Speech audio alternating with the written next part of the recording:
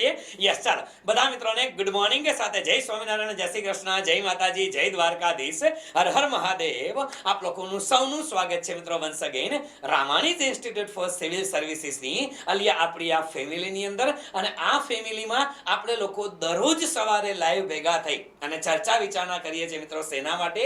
આવનારી હિસાબની ઓડિટરની પરીક્ષા માટે, આવનારી મ્યુનિસિપલ એકાઉન્ટન્ટની પરીક્ષા માટે, કે આવનારી યુજીસી નેટ સ્લેટની પરીક્ષા માટે, કે પછી તમે લોકો જીપીએસસી ક્લાસ 1-2 અકાઉન્ટ ઓફિસરની તૈયારી કરતા હોય તો પણ ભલે બેટા, જે કોઈ પણ પરીક્ષાની અંદર કોમર્સનું કન્ટેન્ટ પૂછાતું હોય કે કોમર્સના કન્ટેન્ટ માટેની એક માસ્ટર બેચના ભાગ સ્વરૂપે મળીએ છીએ. અને આ બેચની અંદર આપણે 11મા ધોરણથી શરૂ કરી અને એમકોમ સુધીના અભ્યાસક્રમની ચર્ચા કરવાના છે. હજી ચાહે એ ગૌણ સેવા પરીક્ષા લઈએ તો પણ ભલે, એ ચાહે પંચાયત પસંદગી મંડળ પરીક્ષા લઈએ તો પણ ભલે, અને ચાહે જીપીએસસી પરીક્ષા લઈએ તો પણ ભલે, તમામ પરીક્ષાની અંદર જે આવે છે એવા માસ્ટર કોર્સ માટે આપણે લોકો ભેગા થઈએ છીએ. અને આ પરીક્ષાનો એક જ હેતુ છે એડવાન્સ તૈયારીનો બેટા, કે ગમે તેમ કરી અને આ પરીક્ષા પાસ કરવી છે. ગમે એમ કરીને આ પરીક્ષા પાસ કરવી છે ને, એવા એક દ્રઢ સંકલ્પ સાથે તૈયારી કરવાની છે.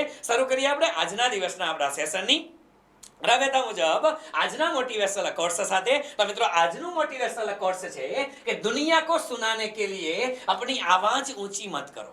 दुनिया को सुनाने के लिए अपनी आवाज ऊंची मत करो, बल्कि अपना व्यक्तित्व इतना ऊंचा बनाओ कि आपको सुनने के लिए लोग इंतजार करें. દુનિયાને સંભળાવવા માટે તમારો અવાજ ક્યારેય ઊંચો ન કરો. ગમે એટલી રાડું પાડી પાડીને બોલશો તો દુનિયાને તમને સાંભળવામાં રસ નથી. પણ એક દિવસ તમારું વ્યક્તિત્વ એટલું ઊંચું બનાવો કે દુનિયાના લોકો તમને સાંભળવા માટે વેઇટ કરે, એ રાહ જોવે. બસ આવું વ્યક્તિત્વ બનાવવાનું છે. અને એ વ્યક્તિત્વ એટલે બેટા તમારી પરીક્ષાની અંદર સફળતા. તમારી પરીક્ષામાં સફળતા તમે તૈયારી જ્યારે કરતા હશો ને બેટા, ત્યારે તમને ઇવન તમારા સગા સંબંધીઓને ઘણી વખત આપણા અંગત મિત્રો પણ બોલાવતા નથી બોલાવતા. અંગત મિત્રો હોય તો પણ ભલે, આપણા સગા સંબંધીઓ હોય તો પણ ભલે, એ લોકો તમારી વાત સાંભળવામાં એને રસ નથી હોતો. તમે ઘણી વખત ફીલ કર્યું હશે કે એ લોકોને તમારી વાતમાં જરાય રસ ન હોય. પણ જેવા તમે લોકો પરીક્ષા પાસ કરીને જાશો ને, પરીક્ષા પાસ કરીને જાશો, શેરીમાં તમને કોઈ જે દિવસે બોલાવતા નહોતા ને, એ લોકો પણ સામેથી આવીને બોલાવશે કે કેમ છો, મજામાં? આ રિયાલિટી છે મિત્રો. એટલે યાદ રાખજો કે દુનિયાને બતાવવા માટે તમારે તમારી જાતને સાબિત કરવી પડશે. અને સાબિત કરવા માટે આપણે ભેગા થયા છે. શરૂ કરીએ આપણે આજના દિવસના આપણા સેશનની. આપણે બેટા છેલ્લા 3 દિવસથી આપણે ફાઇનાન્સ મેનેજમેન્ટ નામના વિષયની વાતો કરી છે. યસ, નાણાકીય સંચાલન, ફાઇનાન્સ મેનેજમેન્ટ એમકોમમાં આવતો વિષય છે. અને આપણે સુપર ક્લાસ 3 કે ક્લાસ 1-2 માટે જાઓ તો બટ ઓબ્વિયસ છે, એની અંદર આના સવાલ પડે છે. એમાં સૌથી પહેલા આપણે નાણાકીય સંચાલનમાં, ફાઇનાન્સ મેનેજમેન્ટમાં બેટા આપણે લિવરેજની વાતો કરી. ગઈકાલે આપણે મૂડી માળખાની વાતો કરી. તો લિવરેજ અને મૂડી માળખું જે છે, લિવરેજ અને મૂડી માળખું બેટા, એ બંને મુદ્દા સૌથી વધુ પરીક્ષામાં પૂછાય છે. એના જેવું જ એક ચેપ્ટર જેની આજે આપણે ચર્ચા કરવી છે. હવે આજે જે ચેપ્ટરની ચર્ચા કરશું બેટા, એ ચેપ્ટર આપણે મેનેજમેન્ટ એકાઉન્ટન્સીમાં પણ આવે છે. આ છે ને ચેપ્ટર, એ મેનેજમેન્ટ એકાઉન્ટન્સીનો પણ એક ભાગ છે બેટા. તો આપણે બંને પોઈન્ટ ઓફ વ્યૂથી અત્યારે શીખી લેશું, જેથી મેનેજમેન્ટ એકાઉન્ટન્સીની જ્યારે આપણે વાતો કરશું ત્યારે આ ચેપ્ટરને પછીમાં રિપીટ કરવાની જરૂર પડશે નહીં. તો બંનેના મુદ્દાઓ પરથી આપણે ધ્યાનમાં રાખીએ કે આજે જે ચેપ્ટરનું નામ લખવું છે, લખો બેટા. આજે જે ચેપ્ટરની આપણે લોકો કથા કરવાના છીએ, એ ચેપ્ટર એટલે લખો મૂડી અંદાજપત્ર. મૂડી અંદાજપત્ર, જેને આપણે કેપિટલ બજેટિંગ કહીએ છીએ. મૂડી અંદાજપત્ર, કેપિટલ બજેટિંગ, મૂડી અંદાજપત્ર, કેપિટલ બજેટિંગ. દરેક પરીક્ષાની અંદર આનો સવાલ જોવા મળે છે. પછી સબ ઓડિટરની પરીક્ષા હોય તો પણ ભલે, ડેપ્યુટી હોય તો ભલે, ડિવિઝનલ હોય તો ભલે, ડાયરેક્ટલી કે ઇનડાયરેક્ટલી આનો સવાલ તમને જોવા મળે છે. મૂડી અંદાજપત્ર અને મૂડી અંદાજપત્ર બેટા, અહીંયા આપણે 2 મુદ્દા ધ્યાનમાં લેવા છે. એક તો જ્યારે તમે લોકો મેનેજમેન્ટ એકાઉન્ટની વાત કરો ને, જ્યારે તમે માત્ર સંચાલકીય હિસાબી પદ્ધતિ એ મેનેજમેન્ટ એકાઉન્ટની વાત કરીને તો ખાલી મૂડી અંદાજપત્ર આવે, પણ તમે જ્યારે ફાઇનાન્સ મેનેજમેન્ટની વાત કરો તો મૂડી અંદાજપત્ર એની સાથે સાથે આવશે શું તો કે રિસ્ક એનાલિસિસ. મૂડી અંદાજપત્રની અંદર એક ટોપિક આવે છે બેટા રિસ્ક એનાલિસિસ. તો આજે આપણે રિસ્ક એનાલિસિસની વાતો કરવી છે. એનું કારણ છેલ્લી પરીક્ષાની અંદર આ સવાલ પૂછાણો હતો કે મૂડી અંદાજપત્રમાં જોખમ વિશ્લેષણ માટે સૌથી વધુ પ્રચલિત પદ્ધતિ કઈ છે. મૂડી અંદાજપત્રમાં જોખમ વિશ્લેષણની સૌથી પ્રચલિત પદ્ધતિ કઈ છે, એમાં આવે સેન્સિટિવ એનાલિસિસ. સેન્સિટિવ એનાલિસિસ, હવે આવા શબ્દ છે બેટા એ કોઈને ખબર જ નથી હોતી. સેન્સિટિવ એનાલિસિસ જોખમ વિશ્લેષણ માટેની પદ્ધતિ. સેન્સિટિવ એનાલિસિસ શું છે, એની અંદર ડિસિઝન મેકિંગની અંદર આ ટ્રી શું છે, ડિસિઝન ટ્રી શું છે, તો આ બધા જ મુદ્દાની આજે આપણે ચર્ચા કરવી છે. એટલે આજનો મુદ્દો છે બેટા એ બેઝિક પ્લસ એડવાન્સ લેવલ માટે છે. બંને મુદ્દા માટે આપણે ચર્ચા કરશું. પહેલા થોડીક બેઝિક વાતો કરી નાખીએ કે છે મૂડી અંદાજપત્ર છે શું અને શેના માટે કામ. આપણે 2-3 દિવસથી કથા કરીએ છીએ કે સાહેબ કોઈ પણ ધંધાકીય એકમ છે એને પૈસાની જરૂર છે, એ ઇક્વિટી શેર મૂડી દ્વારા પૈસા મેળવે, એ પ્રેફરન્સ શેર મૂડી દ્વારા પૈસા મેળવે, એ ડિબેન્ચર દ્વારા પૈસા મેળવે, પછી લીવરેજ કરે ને આ બધી કથા કરી. હવે પૈસા કોઈ પણ કંપની મેળવે એ શેના માટે મેળવશે? કંપની શરૂ થાય છે તો એને ધંધો શરૂ કરવો છે એટલે પૈસા મેળવે. હવે જે પૈસાથી કંપનીએ શેર બહાર પાડ્યા, શેર બહાર પાડીને પૈસા મેળવા, એને ડિબેન્ચર બહાર પાડીને પૈસા મેળવા, કંપનીએ પ્રેફરન્સ શેર બહાર પાડીને પૈસા મેળવા, એ પૈસાનું કંપની કરે શું? એ કે ઉલાડીઓ થોડો કરેલા, એને ધંધો ચાલુ કરવો છે એના માટે પૈસા મેળવે. હવે ધંધો ચાલુ કરે તો કંપની પાસે વિકલ્પો હશે ને. જે પૈસાનું એને મૂડી રોકાણ કરવું છે બેટા, કોઈ પણ પ્રકારનું મૂડી રોકાણ કરવું હોય તો એની પાસે વિકલ્પો હશે. માની લ્યો કે તમને લોકોને પૂછું કે તમને તમારા પેરેન્ટ્સ એમ કહે કે આપણે ભણવાનું સાઈડમાં મૂકી દે, આપણે કે નોકરી બોકરી કરવી નથી, આપણે ધંધો કરવો છે, અને તમારા પેરેન્ટ્સ તમને 10 લાખ રૂપિયા આપે. તમારા પેરેન્ટ્સ તમને 10 લાખ રૂપિયા આપે તો તમે શેનો ધંધો ચાલુ કરો? 10 લાખ રૂપિયા આવે તો તમારી પાસે વિકલ્પ હોય ને, કયા કયા ધંધા ચાલુ કરે? 10 લાખ રૂપિયા આપ્યા તમારા પેરેન્ટ્સે, હાલો હોટલ ચાલુ કરે, નાસ્તો દુકાન ચાલુ કરો, પાણીપુરી, કપડાની દુકાન ચાલુ કરો, ક્લાસીસ ચાલુ કરો. ઈ હારું, રામાણી સાહેબની સામે ક્લાસીસ ચાલુ કરે એમ જાતો બધા મારા દીકરા લે.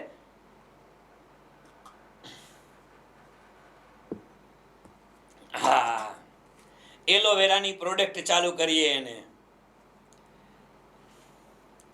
પાણીની બોટલ વેચે, ને વ્યાજ વટાવનો ધંધો ચાલુ કરે, ને ગાયો ભેંસો લઈને તબેલા ચાલુ કરે, ને સ્ટેશનરીની દુકાન ચાલુ કરે, ને અને પાછી દારૂની દુકાન ચાલુ કરી. હાલી હું નીકળો છો દારૂની દુકાન કરવા, તારે પાછું ગુજરાત છોડવું પડે. લિયા હાલી નીકળમાં મારા દીકરાને હવાના પોરમાં દારૂ યાદ આવે છે. બોલો, આને કોક ચા પીવડાવો, ચા.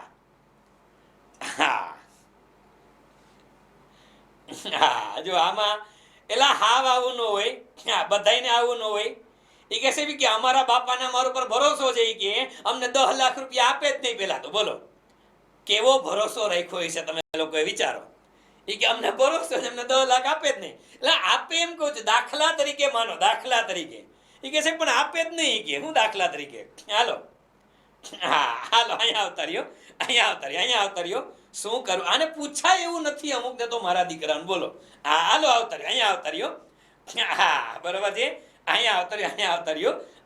બરોબર છે. મૂડી અંદાજપત્ર કે માની લ્યો કે કોઈ પણ ધંધો છે, સમજો અહીં હવે બધાનું ધ્યાન, ચાલો હવે બધાનું ધ્યાન. હવે તમારે કોઈ પણ પ્રકારનો ધંધો કરવો છે બેટા, પૈસા રોકવા છે કે મૂડી રોકાણ કરવું છે, તો મૂડી રોકાણ કરવા માટે કોઈ પણ કંપની હોય બેટા એની પાસે ઘણા વિકલ્પો આવે. આપણા મગજમાં ભલે એકાદો વિચાર, આપણે 2-3 વિચાર આવે કે 10 લાખ રૂપિયા છે તો પાણીપુરીની દુકાન કરી શકાય, કાપડની દુકાન કરી શકાય, તમે પાનની દુકાન કરી શકો, તમે ફાસ્ટફૂડનો ધંધો વ્યવસાય કરી શકો, મોબાઈલ સ્ટોર ખોલી શકો. અસંખ્ય વિકલ્પો હશે. તમારી પાસે ઘણા બધા વિકલ્પો હોય એમ કંપની પાસે પણ વિકલ્પો હશે બેટા. કોઈ પણ કંપની જ્યારે મૂડી રોકાણ કરે ત્યારે મૂડી રોકાણ કરવા માટે એની પાસે ઘણા બધા વિકલ્પો હોય છે, ઘણા બધા વિકલ્પો હોય, પણ કંપની બધા વિકલ્પોમાં પૈસા રોકી શકે ખરા? ના, તમારી પાસે રૂપિયા છે ને બેટા, એની તો મર્યાદા છે, મર્યાદા છે, લિમિટેડ રૂપિયા છે સાહેબ, અને એ લિમિટેડ રૂપિયાનું મૂડી રોકાણ તમારે અલગ અલગ જગ્યાએ કરવાનું છે. તો તમે બધી જગ્યાએ રૂપિયા નહીં રોકી શકો, તમારે જુદા જુદા વિકલ્પોમાંથી કોઈ એકાદા વિકલ્પની પસંદગી કરવી પડશે ને. આપણી પાસે જે મૂડી રોકાણ કરવાનું છે એ મૂડી રોકાણ કરવા માટેના જુદા જુદા વિકલ્પો છે, એ વિકલ્પોમાંથી તમારે કોઈ એક વિકલ્પની પસંદગી કરવી પડે, અને એવા જ વિકલ્પની પસંદગી કરીએ કે જે બેસ્ટ હોય, જેમાં સૌથી વધારે નફો મળતો હોય. આવી બધી ધારણા આપણે બાંધી, બસ આ બધી કથા જેમાં થઈને એને મૂડી અંદાજપત્ર કહેવાય. શું કહેવાય બેટા? મૂડી અંદાજપત્ર કહેવાય. એટલે મૂડી અંદાજપત્ર એટલે બીજું કાંઈ નથી બેટા. લખો મૂડી અંદાજપત્ર કોને કહેવાય? તો લખો કોઈ પણ ધંધાકીય એકમ પાસે. લખો કોઈ પણ ધંધાકીય એકમ પાસે, કોઈ પણ ધંધાકીય એકમ પાસે મૂડી રોકાણ અંગે, કોઈ પણ ધંધાકીય એકમ પાસે મૂડી રોકાણ અંગે, મૂડી રોકાણ અંગે એક કરતા વધારે વિકલ્પો હોય છે, એક કરતા વધારે વિકલ્પો હોય છે. કોઈ પણ ધંધાકીય એકમ પાસે મૂડી રોકાણ અંગે એક કરતા વધારે વિકલ્પો હોય છે, તેમાંથી શ્રેષ્ઠ વિકલ્પની પસંદગી, તેમાંથી શ્રેષ્ઠ વિકલ્પની પસંદગી કરવામાં આવે છે. બટ ઓબ્વિયસ છે, આપણે જુદા જુદા ઓપ્શન હોય, ઓપ્શનમાંથી સારો વિકલ્પ જ હંમેશા પસંદ કરવાના છે. અને આ તો મૂડી રોકાણ છે, એક વખત થઈ ગયા પછી પૈસા પાછા ન મળે બેટા. એટલે આ મૂડી રોકાણ તમારે બહુ સેન્સિટિવલી કરવું પડે, વિચારીને કરવું પડે.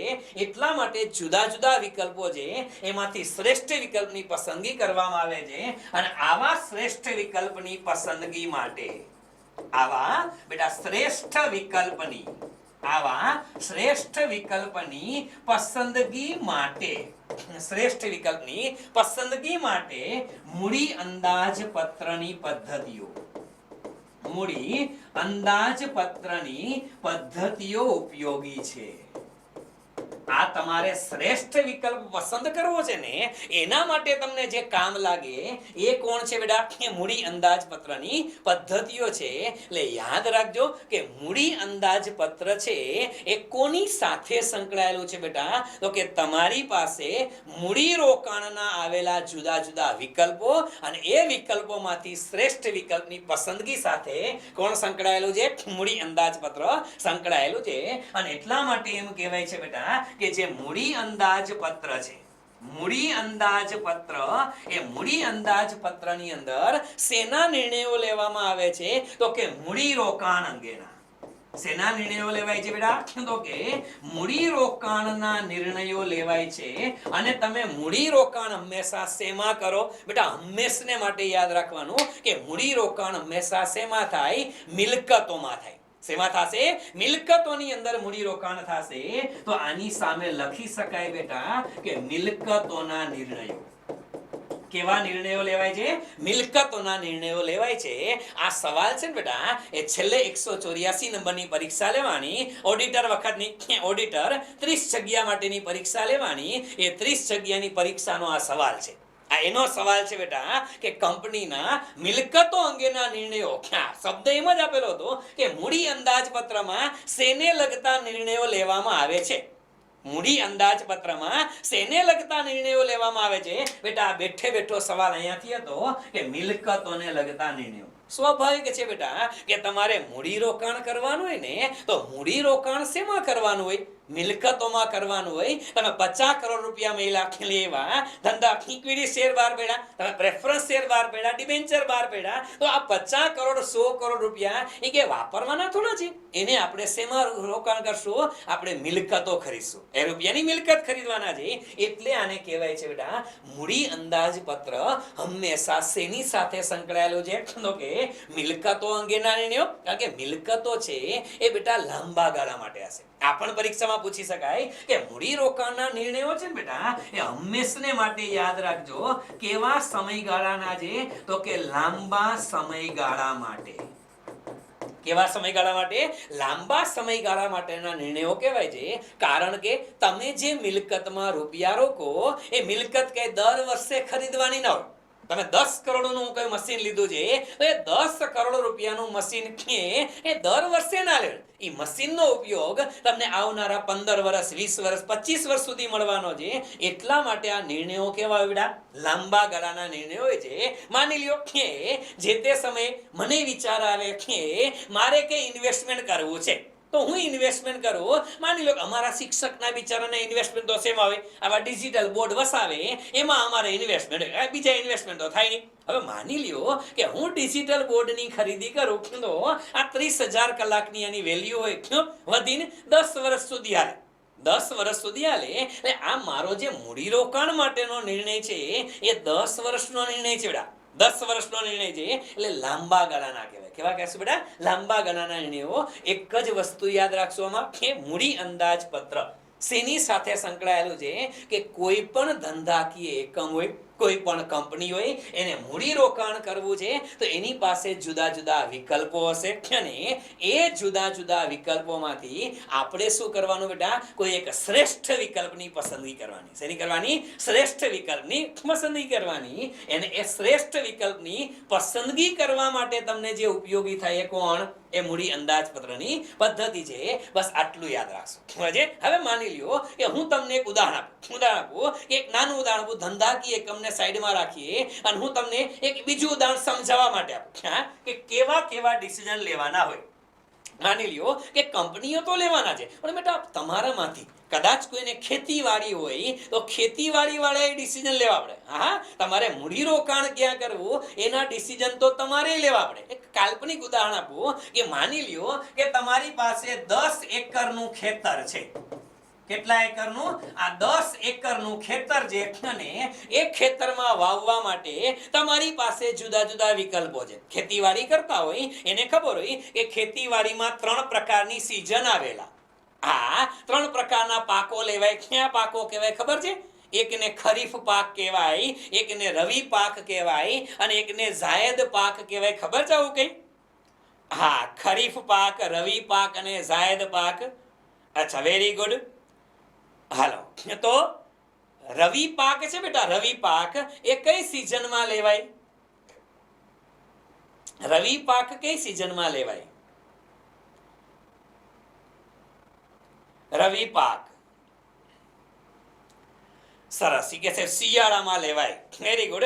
અત્યારે જે પાક લેવાય છે એ અત્યારના પાકને કયો પાક કહેવાય બેટા? અત્યારે આ ચોમાસામાં જે પાક લેવાય કયા પાક કહેવાય? ખરીફ પાક કહેવાય. વેરી ગુડ બેટા, વેરી ગુડ. હાલો માની લ્યો કે આપણે ખરીફ પાક રાખીએ, રવિ પાક રાખીએ, એમાં ન પડી, પણ તમારી પાસે 10 એકરનું ખેતર છે. એ 10 એકરના ખેતરની અંદર તમારે કંઈક વાવણી કરવાની છે. હાલો, 10 એકરના ખેતરમાં શું વાવણી કરશો તમે લોકો? હાલો, શું વાવશો? એ કે કપાસ વાવો, મગફળી વાવો, આ માંડવી રાખી. હાલો લખવા દેજો મને. માની લ્યો કે તમે આની અંદર મગફળી વાવી. માની લ્યો કે તમે આની અંદર કપાસ વાવ્યો. હાલો આગળ કપાસ, મગફળી, સોયાબીન વાવી દો. હાલો કાંઈ વાંધો નહીં, તમે આની અંદર સોયાબીનની વાવણી કરી. હા, તમને એમ લાગે કે સાહેબ આપણે શેરડી વાવવી છે. એ કે કાંઈ કામ આવે કે ન આવે, કે રસનો ચીચોડો કરવાનો અને રસ પીવા થાય. ચાલો કાંઈ વાંધો નહીં, માની લ્યો કે તમે લોકોએ શેરડીનું વાવેતર કર્યું. તમને એમ લાગે કે આપણે આ ગોજો એટલે શું? એલા ગોજો એટલે શું? એલા અફીણ, ગાંજો કહેવાય. એ છે. હાલો, એવું નથી વાવવું. એલા એવું નથી વાવવું આપણે પેલા. હાલો, બરોબર છે. શેરડીનું વાવેતર કરો. તમને એમ લાગે કે તમે લોકો તમારા ખેતરની અંદર બેટા શાકભાજીનું વાવેતર કરો છો અને ઘણાઈને એમ લાગે કે સાહેબ ઈ બધું સાઈડમાં રાખો, આપણે તો ખેતરમાં ચીભડા વાવવા છે. શું વાવવું છે? ચીભડા. એટલે ચીભડામાં ખબર પડે તમને લોકોને? ખાધા છે ચીભડા ક્યારે? હા, ડાયા છોકરા જે ખાધોડ કાલે બધા. હા, હાય લા, કાચી કાકડી. આને પોસ્ટમોર્ટમ કરોમાં હાલી હું નીકળાવો. એ ટિંડોરા અલગ, ટિંડોરા અલગ. હે ભગવાન, આને શું કરવાનું? એ કાકડી અલગ અને ચીભડું અલગ મારા વીરા. આ તો મારા દીકરા એવું નવું સંશોધન કરે એમ છે એ કે કાકડી પાકી છે એટલે એને ચીભડું કહેવાય. એ હાલી નીકળોમાં કોક દી ગામડે આટા મારો, ગામડે આટા મારો. એ કાકડી અલગ હોય, ચીભડું અલગ હોય. હાલી નીકળોમાં ટિંડોરા. ક્યાંથી ટિંડોરા આવ્યા આમાં? હે ભગવાન, આને બધાને ગામડે ટૂરમાં લઈ જાવ એક વખત. એટલે કાકડી અલગ છે વનસ્પતિ અને ચીભડા અલગ છે. હાલો, આને વાવવા જેવા નથી. હાલો હાલો, હકાલો, અહીંયા હકાલો. હા, શું કરવાનું? માની લ્યો બેટા, માની લ્યો કે તમે લોકો, બસ અહીંયા લોકો, હા, તમે લોકો તમારા ખેતરની અંદર બેટા મગફળી વાવો છો. શું વાવો છો? તમે તમારા ખેતરની અંદર મગફળી વાવો છો. તો માની લ્યો કે તમને મગફળીમાંથી 5 લાખની આવક થઈ. સમજો બેટા, એક મસ્ત કન્સેપ્ટ સમજાવજો કે મગફળીમાંથી તમારી આવક છે એ 5 લાખ રૂપિયાની છે. બરાબર છે? ઓકે. ત્યાર પછી કપાસ વાવો છો તો એમાંથી તમને 4 લાખ રૂપિયા મળે છે. તમે સોયાબીન વાવો છો તો તમને એમાંથી 6 લાખ રૂપિયા મળે છે. તમે શેરડી વાવો છો તો એમાંથી 3 લાખ રૂપિયા મળે છે. અને તમે લોકો શાકભાજી વાવો છો તો શાકભાજીમાંથી માની લ્યો કે તમને 2 લાખ રૂપિયા મળે. અને તમે ખેતરમાં ચીભડા વાવો છો. શું વાવો છો? ખેતરમાં ચીભડા વાવો છો તો માની લ્યો કે તમને લોકોને 1.5 લાખ રૂપિયા મળે છે. હવે તમારી પાસે આટલા વિકલ્પો છે, બટ ઓબ્વિયસ છે આવી આપણી પાસે માહિતી હોય કે આપણા ખેતરમાં મગફળી વાવી તો આટલા, આ વાવી તો આટલા, તો આમાંથી આપણે લોકો તો આપણું એક જ ખેતર છે, 10 એકર જ છે. તમે કોઈ પણ એક પાક વાવી શકો એમ હોય તો આમાંથી બટ ઓબ્વિયસ બેટા આપણે કોની પસંદગી કરશું હંમેશા? આમાંથી આપણે કયા પાકની પસંદગી કરશું? સાહેબ, સોયાબીનની. શું કામ? કારણ કે આમાંથી જે પાક સૌથી વધુ આવક આપે છે કયો છે બેટા? સોયાબીન છે. એટલે અહીંયા પસંદગી શેની થશે બેટા? તો અહીંયા પસંદગી સોયાબીનની થશે. શેની થશે બેટા? સોયાબીનની થશે. હવે બટ ઓબ્વિયસ છે કે તમે સોયાબીનની પસંદગી કરો છો એ બરોબર, તો આને તમે મૂડી અંદાજપત્ર બનાવ્યું કે ભાઈ મૂડી અંદાજપત્ર કર્યું, સૌથી વધુ ફાયદો થાય, આવક થાય એને પસંદ કરે. બટ ઓબ્વિયસ છે. હવે એક કન્સેપ્ટ તમને કહું કે આપણે એક વસ્તુ કીધી કે તમારી પાસે ખેતર તો એકનું એક છે. ખેતર એક જ છે. તમે કા મગફળી વાવી શકો, કા કપાસ વાવી શકો, કા સોયાબીન. હવે કોઈ પણ એક વસ્તુ આવી. હવે સમજો કે તમે અહીંયા એક વસ્તુ વાવી એટલે શું વાવી દીધું? સોયાબીન તમે વાવી દીધું, તો બાકીના વિકલ્પો તમારે જતા કરવા પડે બેટા. તમે સોયાબીનની વાવણી કરો છો તો બાકીના વિકલ્પો તમારે શું કરવા પડે? જતા કરી દેવા પડે. બસ અહીંયા ધ્યાન રાખજો કે જ્યારે કોઈ વિકલ્પની પસંદગી કરો, યાદ રાખજો કે જ્યારે કોઈ શ્રેષ્ઠ વિકલ્પની પસંદગી કરવામાં આવે, જ્યારે કોઈ શ્રેષ્ઠ વિકલ્પની પસંદગી કરવામાં આવે ત્યારે જતા કરેલા વિકલ્પોમાંથી શ્રેષ્ઠ વિકલ્પ કયો વિકલ્પ બેટા? તમે જે જતા કર્યા ને એમાંનો શ્રેષ્ઠ વિકલ્પ, એટલે તેને શ્રેષ્ઠ વિકલ્પ એટલે વૈકલ્પિક પડતર. કેવી પડતર બેટા? વૈકલ્પિક પડતર. અને આ જે વૈકલ્પિક પડતર છે ને બેટા, એને ઓપોર્ચ્યુનિટી કોસ્ટ કહેવાય છે. શું કહેવામાં આવે છે? ઓપોર્ચ્યુનિટી કોસ્ટ તરીકે ઓળખે છે કે તમે મૂડીરોકાણના વિકલ્પો હોય એમાંથી બેસ્ટ વિકલ્પની પસંદગી કરો. તમે જુદા જુદા વિકલ્પોમાંથી બેસ્ટ પસંદ કર્યો તો તમારો બેસ્ટ વિકલ્પ તો સોયાબીન છે. પણ તમે જે જતા કર્યા એમાં બેસ્ટ કયો હતો? તમે જે વિકલ્પો જતા કર્યા એમાંનો બેસ્ટ કયો હતો આમાંથી બેટા?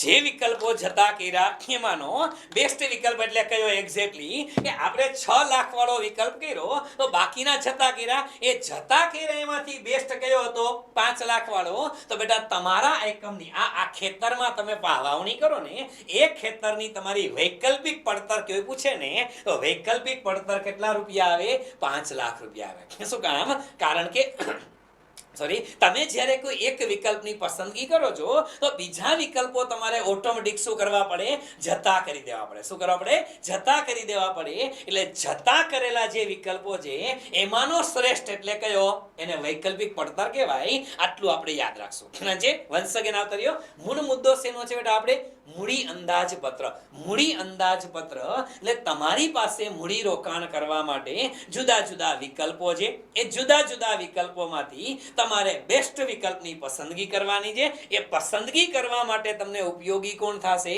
મૂડી અંદાજપત્ર ઉપયોગી થાય તો આ જે મૂડી અંદાજપત્ર છે બેટા એની પદ્ધતિ કઈ કેવી રીતે આમાંથી વિકલ્પની પસંદગી કરવાની તો મૂડી અંદાજપત્રની જુદી જુદી પદ્ધતિઓ છે એ પદ્ધતિ કઈ છે લખો હેડિંગ આપો બેટા ઉપર હેડિંગ આપો મૂડી અંદાજપત્રની પદ્ધતિઓ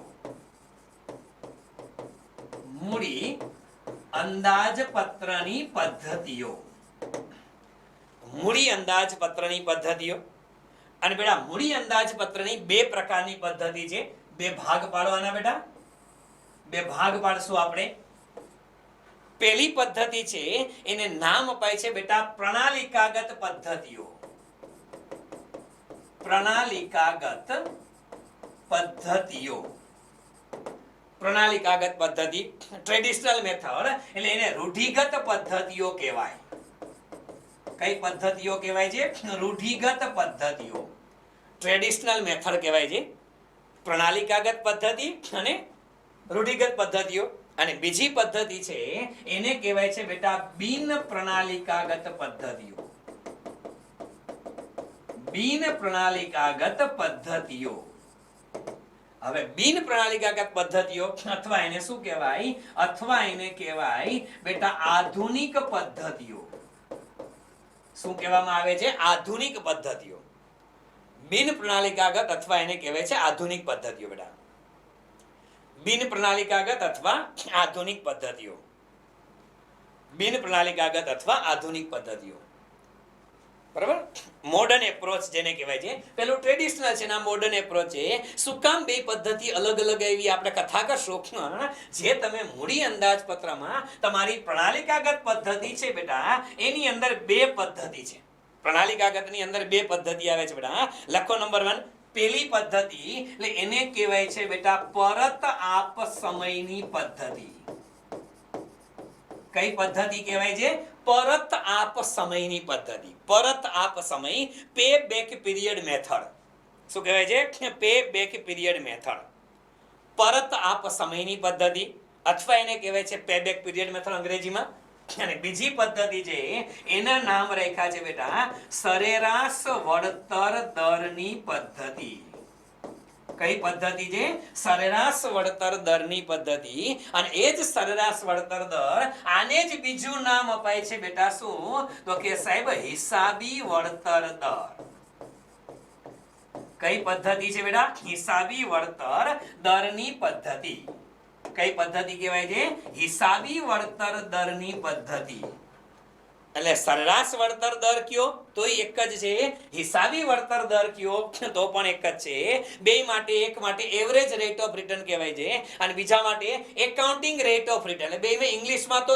ARR કહેવાય હા ARR ટ્રિપલ આર નહીં પાછું એ ફિલ્મ હોય હેલો હા ARR હા ટ્રિપલ આર પાછું પિક્ચર આવે RRR નહીં હા ARR બરાબર પહેલી પદ્ધતિ બેટા કઈ પરત આપ સમયની પદ્ધતિ અને બીજી આવે એને કહેવાય સરેરાશ વળતર દરની પદ્ધતિ છે અથવા હિસાબી વળતર દર અહીંયા ત્રણ પદ્ધતિ આવે બેટા નંબર 1 2 અને 3 જો બાયફર્ગેશન યાદ રાખજો પરીક્ષામાં પૂછી શકાય કે નીચેનામાંથી મૂડી અંદાજપત્રની કઈ પદ્ધતિઓ પ્રણાલિકાગતમાં આવે અને કઈ બિન પ્રણાલિકાગતમાં આવે ચાર બધાય નામ આપી દઈએ તમારે ગોતવી પડે કે કઈ પ્રણાલિકાગત અને કઈ બિન પ્રણાલિકાગત બરાબર લખો બિન પ્રણાલિકાગતની અંદર આધુનિક પદ્ધતિમાં લખો નંબર 1 ચોખ્ખા વર્તમાન મૂલ્યની પદ્ધતિ,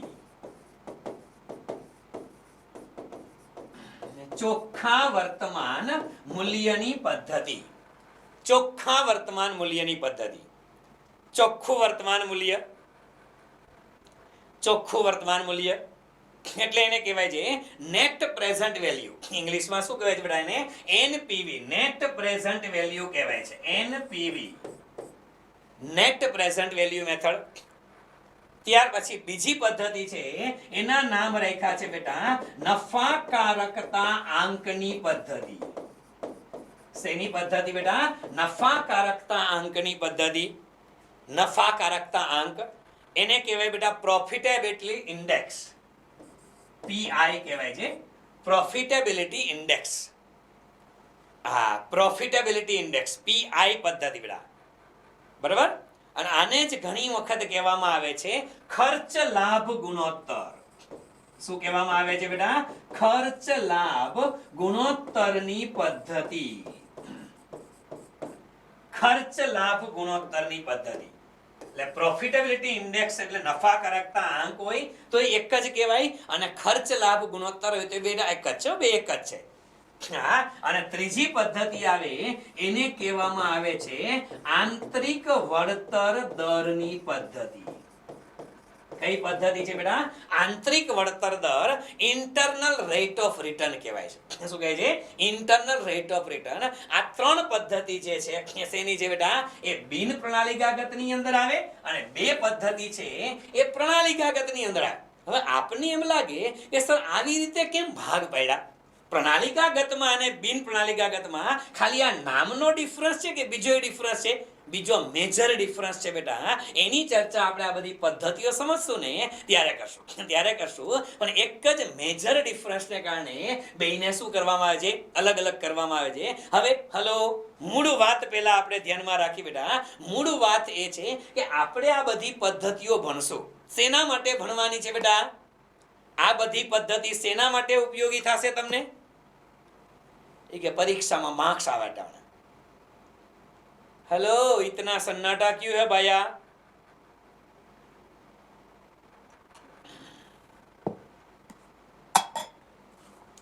એ પરીક્ષા માટે ઉપયોગી થઈ તો મને ખબર છે. હાલી નીકળો માં. હા, હે ભગવાન, શું કરું? મારા દીકરાના જવાબ એવા હોય છે અમુક ના તો. એટલે આ બધી પદ્ધતિ આપને શેના માટે ઉપયોગી થાય? તો કે તમારી પાસે મૂડી રોકાણના જુદા જુદા વિકલ્પો હશે. શું હશે લ્યા? મૂડી રોકાણના જુદા જુદા વિકલ્પો હશે, અને જુદા જુદા વિકલ્પોમાંથી શ્રેષ્ઠ વિકલ્પની શું કરવાની? પસંદગી કરવા માટે. શેના માટે બેટા? મૂડી રોકાણના જુદા જુદા વિકલ્પો હોય, એમાંથી બેસ્ટ વિકલ્પની પસંદગી કરવા માટે તમને ઉપયોગી થશે. બરોબર છે? ચાલો આવતા રહ્યો. હવે ઉપર નવું હેડિંગ આપી દો. પદ્ધતિ નંબર 1. પેલી પદ્ધતિ ઈ આવે શેમાં? તો આપણે લખી નાખ્યું. હવે બાયફર્ગેશન લખતા નથી ઉપર હેડિંગ કે પ્રણાલીગાગત ને બિન પ્રણાલીગાગત, પણ બે ખાલી નંબર લખો. નંબર 1, પેલી પદ્ધતિ એના નામ રાખ્યા છે પરત આપ સમય પદ્ધતિ. પરત આપ સમયની પદ્ધતિ. પરત આપ સમય, જેને પે બેક પીરિયડ મેથડ કહે છે. પરત આપ મુદ્દત કહે તો બધું એક જ. પરત આપ સમય, પરત આપ મુદ્દત એ બધું એક જ છે. પરત આપ સમય કે પરત આપ મુદ્દત. હવે આ શું કહેવા માંગે છે? પરત આપ સમયની પદ્ધતિ એટલે બીજું કઈ નથી. અહીંયા પરત આપ સમય એટલે શું? પે બેક પીરિયડ મેથડ એટલે શું? તો કે અહીંયા શું કરવામાં આવે? હવે આપણે કીધું કે મૂડી અંદાજપત્ર, પાછું યાદ રાખજો બેટા, મૂડી અંદાજપત્ર તમને ઉપયોગી ક્યારે થાય? કે તમારી પાસે મૂડી રોકાણ કરવા માટે એક કરતા વધારે વિકલ્પો હોય ત્યારે. જો તમારી પાસે ઇન્વેસ્ટમેન્ટનો એક જ વિકલ્પ હોય, હલો, જો તમારી પાસે મૂડી રોકાણનો એક જ વિકલ્પ હોય તો મૂડી અંદાજપત્ર આવે એમાં કે ન આવે? ઇન્વેસ્ટમેન્ટ કરવાનો એક જ ઓપ્શન છે, તો એમાં મૂડી અંદાજપત્ર આવે? ન આવે? Very good. બરાબર છે નો આવે. શું કામ નો આવે સાહેબ? મૂડી અંદાજપત્રનો ઉપયોગ જ ક્યારે કરવાનો? એક કરતા વધારે પદ્ધતિઓ તો વિકલ્પ પસંદગી કરવા માટે. હવે વિકલ્પ જ નથી તો આમાં કે આવે નહીં. એટલે યાદ રાખશું કે પરત આપ સમયની પદ્ધતિ એટલે શું છે બેટા? કે કંપની પાસે મૂડી રોકાણ હોય, જે બધા મૂડી રોકાણના વિકલ્પો છે એ જુદા જુદા વિકલ્પોમાંથી યાદ રાખજો કંપનીના મૂડી રોકાણના લખો બેટા મૂડી રોકાણ અંગેના જુદા જુદા વિકલ્પોમાં દરેક વિકલ્પમાંથી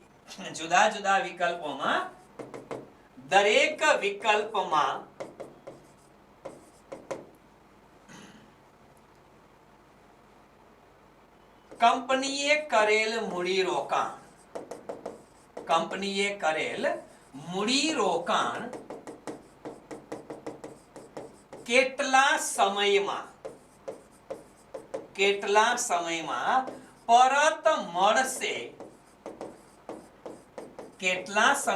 પરત મળશે તેની ગણતરી કરવામાં આવે છે. એટલે મૂડી રોકાણના જુદા જુદા વિકલ્પો હોય એમાં દરેક વિકલ્પમાં કંપનીએ કરેલું મૂડી રોકાણ છે એ કેટલા સમયમાં પરત મળે. તમે જેટલા રૂપિયા રોક્યા એ તમને કેટલા વર્ષે પાછા મળે. ઇન શોર્ટ કહીએ તો કંપનીનું મૂડી રોકાણ કેટલા વર્ષોમાં પરત મળે. બસ એ ગણતરી કરો ને. આવી ગણતરી કરવામાં આવે છે અને આવા સમયને પરત આપ સમય કહે છે. શું કહે છે બેટા? પરત આપ સમય કહેવામાં આવે છે. પે બેક પીરિયડ કહેવાય છે કે તમે જેટલા રૂપિયા રોક્યા ઈ તમને જેટલા વર્ષોમાં પાછા મળ્યા એનો શું કહેવાય બેટા? એનો પરત આપ સમય કહેવાય. શું કહેવાય? પરત આપ સમય કહેવાય. હવે માની લ્યો, સમજો કે પરત આપ સમય એટલે કીધું કે કંપનીએ કરેલું મૂડી રોકાણ સીધી સાવ સિમ્પલ. આ પદ્ધતિ છે ને બેટા સૌથી સરળ પદ્ધતિ છે. શું કામ? આમાં જાજી લપચપ છે જ નહીં. માની લ્યો હું તમને ઉદાહરણ આપું. દાખલા તરીકે કંપની છે બેટા એનું મૂડી રોકાણ હોય કેટલા રૂપિયાનું? તો કે મૂડી રોકાણ માની લ્યો 50,000 રૂપિયાનું. ચાલ કંપની છે બેટા એનું મૂડી રોકાણ છે 50,000 રૂપિયાનું. એની પાસે 3 વિકલ્પો છે, A, B અને C. 3 વિકલ્પો છે. હવે ત્રણેય વિકલ્પોમાંથી કેટલો વર્ષે નફોમાં સોરી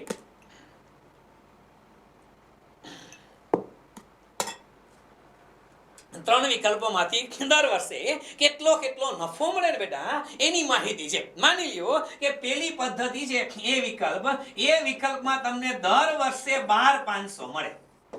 કેટલા મળે? દર વર્ષે તમને 12,500 5 વર્ષ સુધી તમને દર વર્ષે 12,500 નો નફો મળે છે. કેટલો? 12,500 નો નફો મળે છે. હવે બીજો વિકલ્પ છે એની અંદર એક આવી ગણતરી હોય છે કે પહેલા વર્ષે તમને 10,000 નો નફો મળે.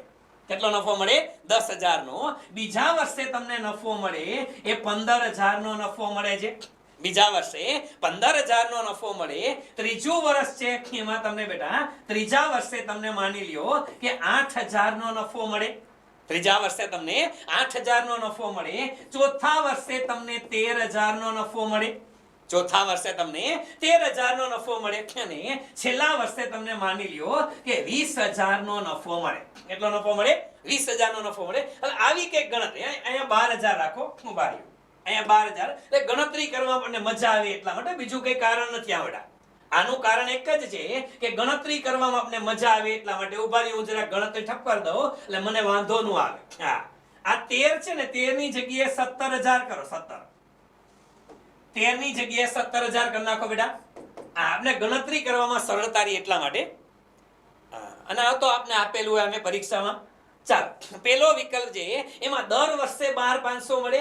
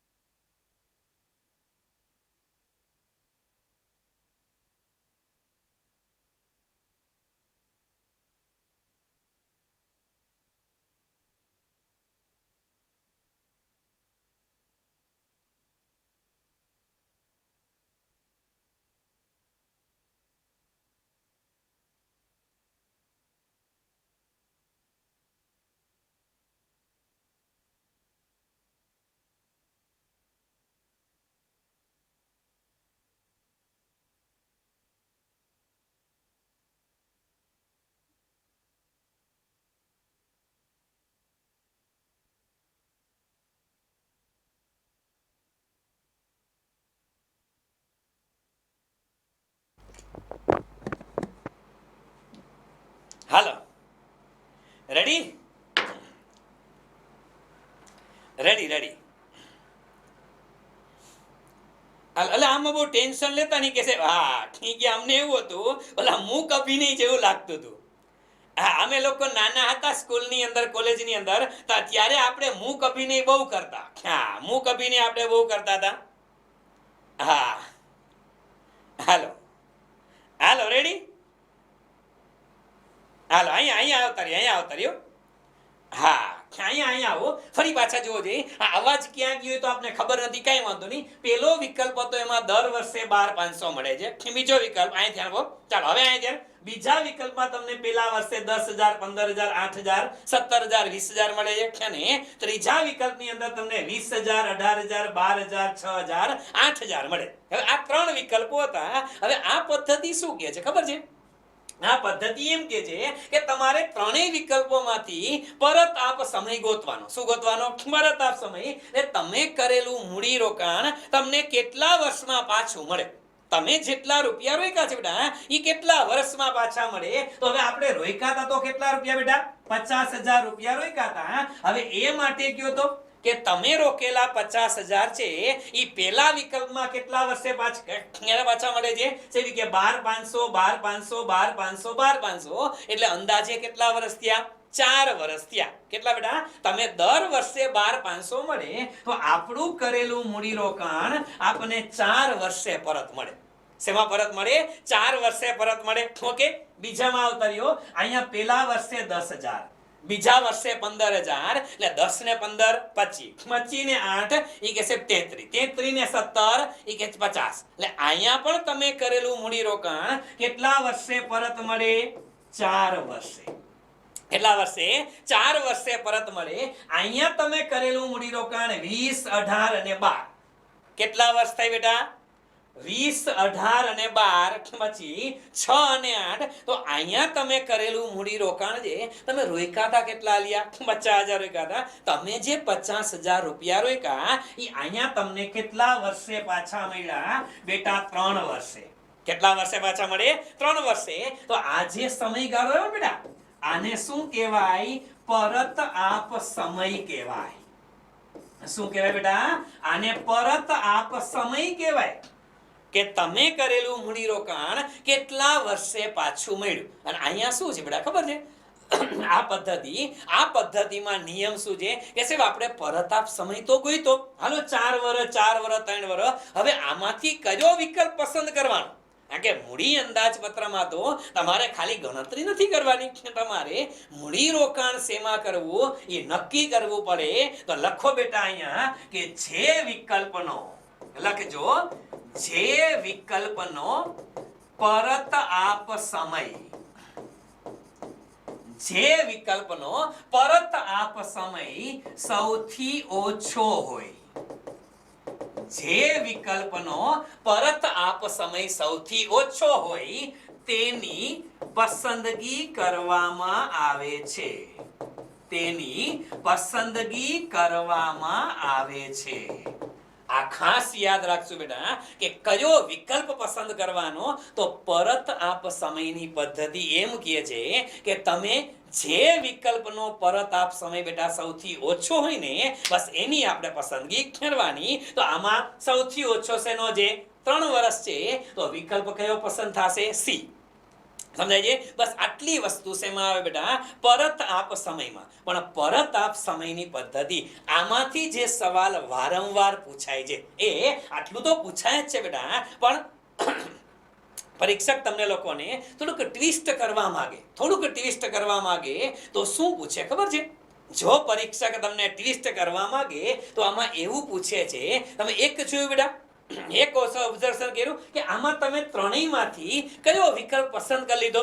સૌથી ઝડપી પૈસા પાછા મળે એ પસંદ કર્યા. પણ અહીંયા તમે એવું ધ્યાનમાં લીધું કે તમને ટોટલ કેટલો નફો મળે છે?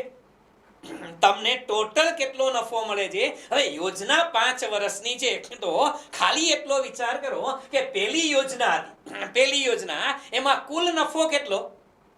કરો તો ગણતરી બેટા. આ પહેલી યોજના હતી એમાં કુલ નફો કેટલો? 5 વર્ષે દર વર્ષે 12,500 મળે. ઓકે, પેલી યોજનામાં બેટા કુલ નફો કેટલો છે? 62,500 છે. ચાલો જુઓ, આ યોજના એ, યોજના બી અને યોજના સી, આ ત્રણેય યોજનામાં કુલ નફો સાહેબ પેલી યોજનામાં 62,500. ચાલો બીજા વિકલ્પમાં કેટલો કુલ નફો બેટા? કરો તો સરવાળો. 10, 15, 8, 17 અને 20 કેટલો? 70,000. ઓકે, બીજા વિકલ્પની અંદર કુલ નફો કેટલા રૂપિયા છે? 70,000 છે. અને ત્રીજા વિકલ્પમાં કેટલો મળે છે? ત્રીજા વિકલ્પમાં કેટલો મળે છે? 64,000 મળે છે. લખો 64,000. હાલો હવે જુઓ છે, હવે એક વસ્તુ વિચાર કરો બેટા કે તમે લોકોએ તો આમાં કયો વિકલ્પ પસંદ કરીને રાખી દીધો છે? તમે પરત આપ સમયની પદ્ધતિ લીધી તો અહીંયા પરત આપ સમય મુજબ યાદ રાખજો બેટા કે પરત આપ સમય પદ્ધતિ મુજબ, પરત આપ સમય પદ્ધતિ મુજબ વિકલ્પ સી, કયો વિકલ્પ સી ની પસંદગી કરવામાં આવે છે. વિકલ્પ સી ની પસંદગી કરવામાં આવે, પણ એક વસ્તુ યાદ રાખજો કે અહીંયા કુલ નફો છે ને બેટા, એ કુલ નફાની અવગણના થાય છે. યાદ રાખજો આ પદ્ધતિની સૌથી મોટી મર્યાદા શું છે? પરંતુ અહીં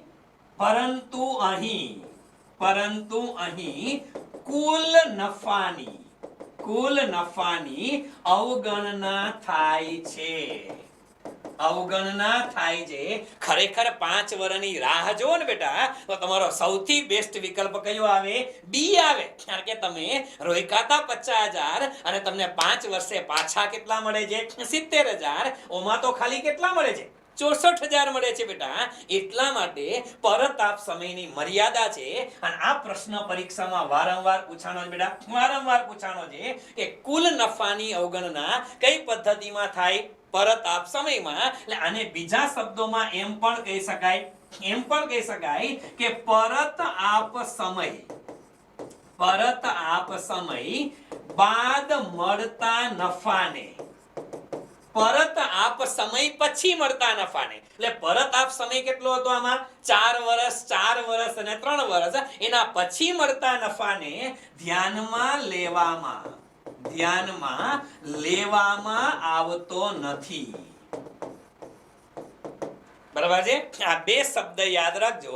પરીક્ષામાં અવારનવાર આ શબ્દ પૂછાણા છે બેટા, પૂછાણા છે કે પરત આપ સમય પછી જે નફો મળે એનું શું? તમે તો અહીંયા પસંદ કરી નાખો લ્યા એ પેલો વિકલ્પ પસંદ કર્યો. શું કામ? જલ્દી પૈસા પાછા મળ્યા, પણ એના પછી મળે તો જો. અહીંયા ભલે તમને 3 વર્ષે 50,000 મળી ગયા, પણ 3 વર્ષ પછી કેટલા મળે છે? 14,000 મળે છે. તમે ધ્યાનમાં લીધું. અહીંયા તમારા પરત આપ સમય ભલે 4 વર્ષનો થયો, પણ એના પછી કેટલા? એના પછી 20,000 રૂપિયા મળે છે. આપણે એ કન્સિડર ન કર્યા. એટલા માટે આ પદ્ધતિની મર્યાદા છે. એટલે આ પદ્ધતિ એટલે બહુ આમ જેને કહેવાય કે સૌથી વધુ ઉપયોગમાં લેવાય છે. શું કામ? સરળ છે. પદ્ધતિ સરળ છે એટલે ઉપયોગમાં લેવામાં આવે છે. પણ મેઇન વસ્તુ શું છે કે સાહેબ આમાં તમે પરત આપ સમય પછીનો નફો એટલે કે કુલ નફો ધ્યાનમાં લેતા નથી. ડન છે? આટલી બાબત ધ્યાનમાં રાખવાની. કઈ પદ્ધતિમાં બેટા? પરત આપ સમયની પદ્ધતિ. અને પરત આપ સમયની પદ્ધતિમાં ગણવાનું શું? જેટલા વિકલ્પો હોય એ દરેક વિકલ્પો માટે પરત આપ સમય ગણવાનો. પરત આપ સમય એટલે તમે કરેલું મૂડીરોકાણ કેટલા સમયમાં પરત મળે. હલો, તમે કરેલું મૂડીરોકાણ કેટલા સમયમાં પરત મળે. અને જે વિકલ્પમાં પરત આપ સમય સૌથી ઓછો હોય તેની શું થશે? પસંદગી થશે. છેલ્લી વસ્તુ આટલું આમાં ધ્યાનમાં રાખવાનું. લખો નંબર 2. સોરી, નંબર 2 બીજી પદ્ધતિ એના નામ રાખ્યા છે સરેરાશ વળતર દર. સરેરાશ વળતર દર. જલ ગ્રહણ કરી લો.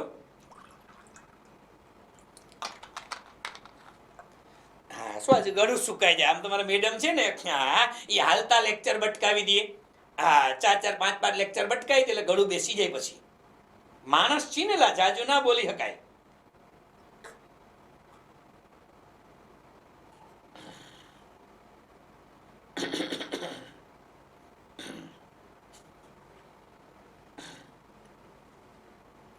શું કરવાનું? મારો દીકરો કે ગળામાં ઓઇલિંગ કરો. બોલો, આ ઈ ગળામાં ઓઇલિંગ એટલે પાણી જ આવે ભાઈ.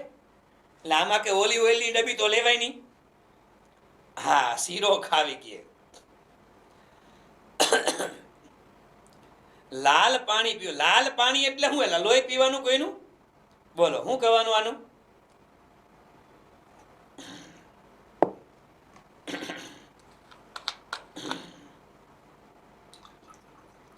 ના, આપણે લાલ પાણી નથી પીવા. એટલે હા, આપણા કોઈના લોહી નથી પીવા.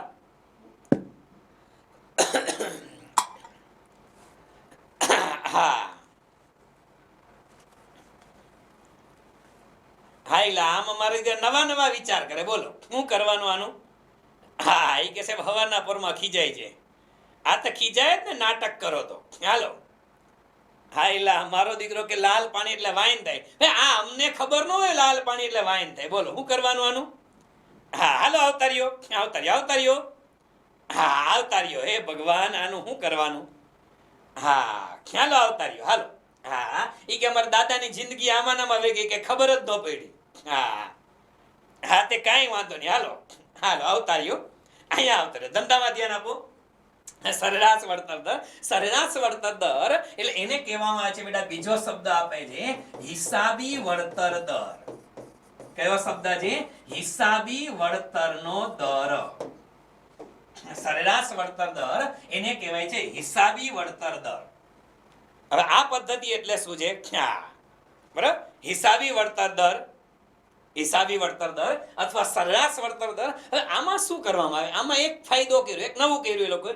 આગલી પદ્ધતિમાં શું હતું કે જેમાં જલ્દી પૈસા પાછા મળી જાય એમાં રૂપિયા રોકો. હવે અહીંયા શું કર્યું? અહીંયા એવું નથી. અહીંયા એ લોકોએ દરેક વિકલ્પ હોય ને, આપણે જે વિકલ્પો આપણી પાસે મૂડી રોકાણના છે એ દરેક વિકલ્પો માટે તમારે સરેરાશ વળતરનો દર શોધવાનો. શું કરવાનો? દરેક વિકલ્પો માટે સરેરાશ વળતરનો દર શોધવાનો. કઈ રીતે? માની લ્યો કે સરેરાશ વળતર દર તમારે શોધવો હોય, સરેરાશ વળતર દર, તો એના માટેનું એક સૂત્ર આપી દીધું. શું સૂત્ર? કે સરેરાશ વળતરનો દર ગોતવો હોય તો અંશમાં લખવાનો સરેરાશ નફો. શું લખવાનું બેટા? અંશમાં લખવાનો સરેરાશ નફો, છેદમાં લખવાનું તમારે બેટા સરેરાશ રોકાણ. શું લખવાનું? અંશમાં લખવાનો સરેરાશ નફો, છેદમાં લખવાનું સરેરાશ રોકાણ અને એને ગુણ્યા 100. જે મળે એને સરેરાશ વળતરનો, વળતર એટલે નફાનો દર છે બેટા. હવે આ રીતે ગણતરી કરવાની તો સાહેબ આપને પ્રશ્ન થાય, આ જ પ્રશ્ન થાય સાહેબ કે સરેરાશ નફો કઈ રીતે મળે? અલિયા તમને લોકોને જેટલા વર્ષનો નફો આપે એને ભાગ્યા કેટલા કરાય? વર્ષ કર નાખાય. ખબર પડે ને માલિયા? કઈ રીતે? જુઓ તો, હવે અહીંયા તમને લોકોને નફા આપ્યા હતા, આમાં તમારે સરેરાશ નફો ગોતવો હોય તો શું કરવાનું બેટા? આમાં સરેરાશ નફો ગોતવો હોય તો બધા વર્ષના નફાનો સરવાળો અને ભાગ્યા કેટલા? 5. ખબર પડે? હેલો, બધાય વર્ષના નફાનો શું કરાય? સરવાળો કરાય. અને સરવાળો કરીને ભાગ્યા શું કરાય? 5 કરાય. એટલે સરેરાશ નફો મળી જાય બેટા. તો આ સરેરાશ નફો કઈ રીતે મળે? લખી નાખો આરવાર બેટા. સરેરાશ નફો બરાબર એક તો આવે બેટા કુલ નફો અને એના છેદમાં વર્ષ. શું આવે? કુલ નફો છેદમાં વર્ષ ભાગી નાખો એટલે સરેરાશ નફો મળે. હવે એવી રીતે બીજું લખવાનું હતું સાહેબ સરેરાશ રોકાણ. સાહેબ આ સરેરાશ રોકાણ કઈ રીતે મળે અલિયા? તો સરેરાશ રોકાણ એટલે બીજું કઈ નહીં, તમે કોઈ ધંધામાં શરૂઆતમાં રૂપિયા રોકો તો એને શરૂઆતનું મૂડી રોકાણ કહેવાય. લખો, શરૂઆતનું મૂડી રોકાણ. આ શરૂઆતમાં મૂડી રોકાણ કરો, પછી શરૂઆતમાં મૂડી રોકાણ કરો બેટા, પછી શું થાય કે માની લ્યો કે મેં મારા 80 માં શરૂઆતમાં મૂડી રોકાણ કર્યું, 40,000 નું રાખ્યું. પછી અંદાજિત આયુષ્યને અંતે એને વેચવા છે. માની લ્યો નું આયુષ્ય 5 વર્ષનું હતું, મેં અત્યારે 40,000 રાખ્યા. 40,000 રૂપિયા પછી મારે એને વેચવા જવું પડે. 5 વર્ષ પછી હાલે એમ છે નહીં, હું એને ભંગાર વાળાને દઈ દઉં. શેમાં દઈ દઉં? ભંગાર વાળાને. ભંગાર વાળો મને 80 ના કેટલા આપે? 1000 રૂપિયા. હાલો રાખો, ઘણા થઈ ગયા એટલા. હા, ભંગાર 500. હા, 500 500 50 રૂપિયા મફતમાં લઈ જાઓ, મફતમાં લે મારા દીકરા. આમ તો જો, હા, રૂપિયો રૂપિયો એ લઈ જા, એમનેમ લઈ જા મારા વીરા, એમનેમ લઈ જા. બોલો, શું કરવાનું? આને પૂછાય એમ નથી મારા દીકરાઓને. બોલો, હા, રૂપિયામાં લેવું જ 80. શું કરવું? આમનમ તમારો સાહેબ બિચારો ગરીબ થઈ ગયો. હા, આમનમ ગરીબ થઈ ગયો. એલા હા, રૂપિયામાં એસી લઈ જવા છે. શું કરવાનું? હા, બરાબર છે. કાલે ધુમાડા નીકળ્યા હતા. એ તો નીકળે ભાઈ, બરાબર છે. હા, આમાં તો જો અમુક તો તૈયાર બેઠા છે. એ કે 4 તારીખે આપજો ભાઈ. આને સ્ટુડિયો બતાવવા જેવો નથી. અમુક તો મારે જરા બોર્ડ કાઢીને લઈ જાય એમ છે. હા હા, બરાબર છે. ના, આપણે કાંઈ દાન ધર્માદો કરતા નથી હો બેટા. મને ભગવાને ના પડી તારે દાન ધર્માદો કરવો નહીં. હા, હાલો આવતાર્યો. આવો આવતાર્યો. હા, અહીંયા આવતાર્યો. શું કીધું આપણે બેટા? કે સરેરાશ મૂડીરોકાણ પછી શું થાય કે અંદાજિત આયુષ્ય. અંદાજિત આયુષ્યને અંતે આ વસ્તુની ભંગાર કિંમત આવે તો એ તમારે આમાં પ્લસ કરવાની. શું કરવાની? શરૂઆતનું મૂડીરોકાણ અહીંયા ધ્યાન. હા, એમાં પ્લસ કરો ભંગાર કિંમત. પ્લસ શું કરવાની બેટા? ભંગાર કિંમત આમાં પ્લસ કરવાની. શરૂઆતનું મૂડીરોકાણ છે એની અંદર શું કરવાની બેટા? ભંગાર કિંમત પ્લસ કરવાની. ભંગાર કિંમત પ્લસ કરીને ભાગ્યા કરો 2. શરૂઆતનું મૂડીરોકાણ અને પ્લસ ભંગાર કિંમત એમાં શું કરવાની? પ્લસ કરવાની અને ભાગ્યા કરો 2. જે મળે તેને શું કહેવાય? સરેરાશ રોકાણ કહેવાય બેટા. શું કહેવાય? સરેરાશ રોકાણ કહેવાય. હવે આ સરેરાશ નફાને સરેરાશ રોકાણ વડે ભાગો, જે મળે એને શું કહેવાય? હિસાબી વળતર દર કહેવાય. હમણાં છેલ્લે ડેપ્યુટી અથવા ડિવિઝનલ, ડેપ્યુટી અથવા ડિવિઝનલની જે પરીક્ષા લેવાની ને એમાં આ સવાલ હતો. આ સવાલ હતો બેટા, પણ એને ડાયરેક્ટ નહોતો પૂછ્યો, એને ઇનડાયરેક્ટલી સવાલ પૂછ્યો હતો કે સરેરાશ મૂડીરોકાણ. યસ, ડેપ્યુટીમાં હતો. ઓકે બેટા. હા, સરેરાશ મૂડીરોકાણ અને સરેરાશ નફાને આધારે સમય પસંદગી કરવામાં આવે એને કઈ પદ્ધતિ કહેવાય? મૂડીરોકાણમાં સરેરાશ નફો અને સરેરાશ રોકાણને આધારે પસંદગી થાય. શેમાં? એમાં ઘણા લોકો મારે ઠપ કરીને એવા પરત આપ સમય હાલી જ નીકળાતા. પરીક્ષામાં હારાના મગજ ક્યાં કામ કરતા હોય ખબર જ નથી. બધુંય ભણાવેલું હોય, બધું સમજાવેલું હોય, પણ હારા પરીક્ષામાં જ ભૂલી જાય. હા, પરીક્ષામાં કેવા નૈત નવા વિચાર આવે અમુકને તો ભગવાનને ખબર કોના કારણે આવે છે. એ તો આજુબાજુ વાળાના લીધે કદાચ આવે. હાલો આવતા તો સરેરાશ વળતર દર જે છે બેટા, હા, એ કે બાજુ વાળાએ કેટલા બધા ટીક કરી નાખ્યા છે, એવી કે મારે આટલા જ થયા છે. અમુકને તો બાજુ વાળા જ હેરાન કરે. બાજુ વાળા જ હેરાન કરે બેટા. હા, એને એમ લાગે કે એને 50 ટીક કર્યા, મારે તો 5 જ થયા છે. હાલો ભગવો ગાડી. ઈ રંગોળી કરવા આવ્યા હોય. તમારે બાજુવાળી રંગોળી કરવા આવ્યા હોય, તમને તો ખબર ન હોય, એને ઘરેથી કાઢી મૂક્યા એટલે આવ્યા છે. કેવું નહીં કરવાનું બેટા. હાલો આવતાર્યો. ચાલ, સરેરાશ વળતર દર એટલે હિસાબી વળતર દર. હવે આમાં શું છે? કઈ નથી બેટા, બધાય વર્ષનો નફો તો ધ્યાનમાં લીધો. એટલે આ પદ્ધતિમાં કયા વિકલ્પની પસંદગી થાય?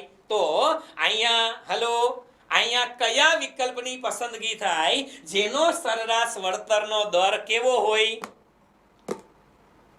કયા વિકલ્પની પસંદગી કરવાની? પરતાપ સમયમાં જેનો પરતાપ સમય સૌથી ઓછો એની. આમાં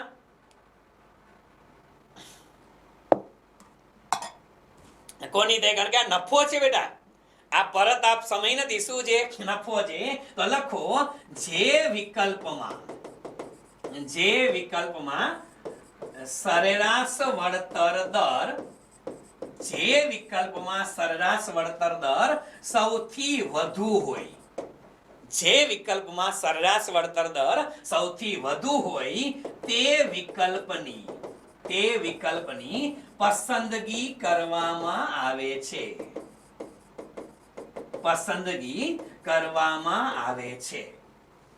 બરાબર છે? જે વિકલ્પમાં સરેરાશ વળતર દર સૌથી વધારે હોય બેટા, એ વિકલ્પની આ પસંદગી કરવામાં આવે છે. બરાબર છે? આ 2 પદ્ધતિ હતી બેટા. અને 2 પદ્ધતિ કઈ? તો કે સાહેબ ટ્રેડિશનલ મેથડ, સાવ સાદી રૂઢિગત પદ્ધતિ. આ મારા જેવી ટ્રેડિશનલ આવે ને બેટા, રૂઢિગત, એટલે ને દેશી તમંચા કહેવાય. શું કહેવાય? દેશી તમંચા. એટલે આ 2 પદ્ધતિ અમારી પદ્ધતિ, અમારા જેવી દેશી પદ્ધતિ હતી. હવે જે પદ્ધતિ આવે એ તમારા જેવી આધુનિક પદ્ધતિ આવશે. અમે તો દેશી તમંચામાં આવી, તમે આધુનિક લોકો છો, તો હવે તમારી પદ્ધતિ આવે. પણ તમારી પદ્ધતિ આવી શું કામ? શું કામ આવી? એના માટે હું તમને લોકોને કહું બેટા, ધ્યાન આપો. દેશી તમંચે પે ડિસ્કો. આપણે નવું સાંભળ્યું. હાલો આવતાર્યો. અહીંયા આવતાર્યો. હવે 2 પદ્ધતિ હતી બેટા. હવે 2 પદ્ધતિ તો મૂડીરોકાણનું મૂલ્યાંકન થતું. ઘણા લોકો પરતાપ સમય પદ્ધતિ ગણતા, ઘણા સરેરાશ વળતર દરે ગણતા હતા, પણ ધીમે ધીમે બધાને વિચારે. શું વિચારે એવો? એના માટે હું તમને એક ઉદાહરણ આપું. સમજો બેટા, એના માટે હું તમને ઉદાહરણ આપું કે માની લ્યો, દાખલા તરીકે એક સવાલ હું તમને પૂછું. દાખલા તરીકે મને ઈચ્છા થઈ અને મારે તમને 10,000 રૂપિયા આપવા છે. હલો, દાખલા તરીકે, જો માગતા નહીં, વળી પાછા 4 તારીખે એનું ઉઘરાણી કરશે. સાહેબ કે તમે લેક્ચરમાં કીધા ની 10,000 લાવો. દાખલા તરીકે મારે તમને 10,000 રૂપિયા આપવા છે. કેટલા? 10,000 રૂપિયા. અહીંયા ફોન પે વાળી અહીંયા આ દાખલા તરીકે મારે તમને રૂપિયા 10,000 આપવા છે. બરાબર છે? આપવાના છે. હું તમને બે વિકલ્પ આપું. સમજો બેટા, હું તમને બે વિકલ્પ આપું કે 10,000 રૂપિયા મારે તમને આપવા છે. આ 10,000 રૂપિયા આપવા છે. બે વિકલ્પો આપ્યા. એમાં એક વિકલ્પ એવો કે આ રૂપિયા હું તમને આજે આપી દઉં. ક્યારે આપું? આજે આપું.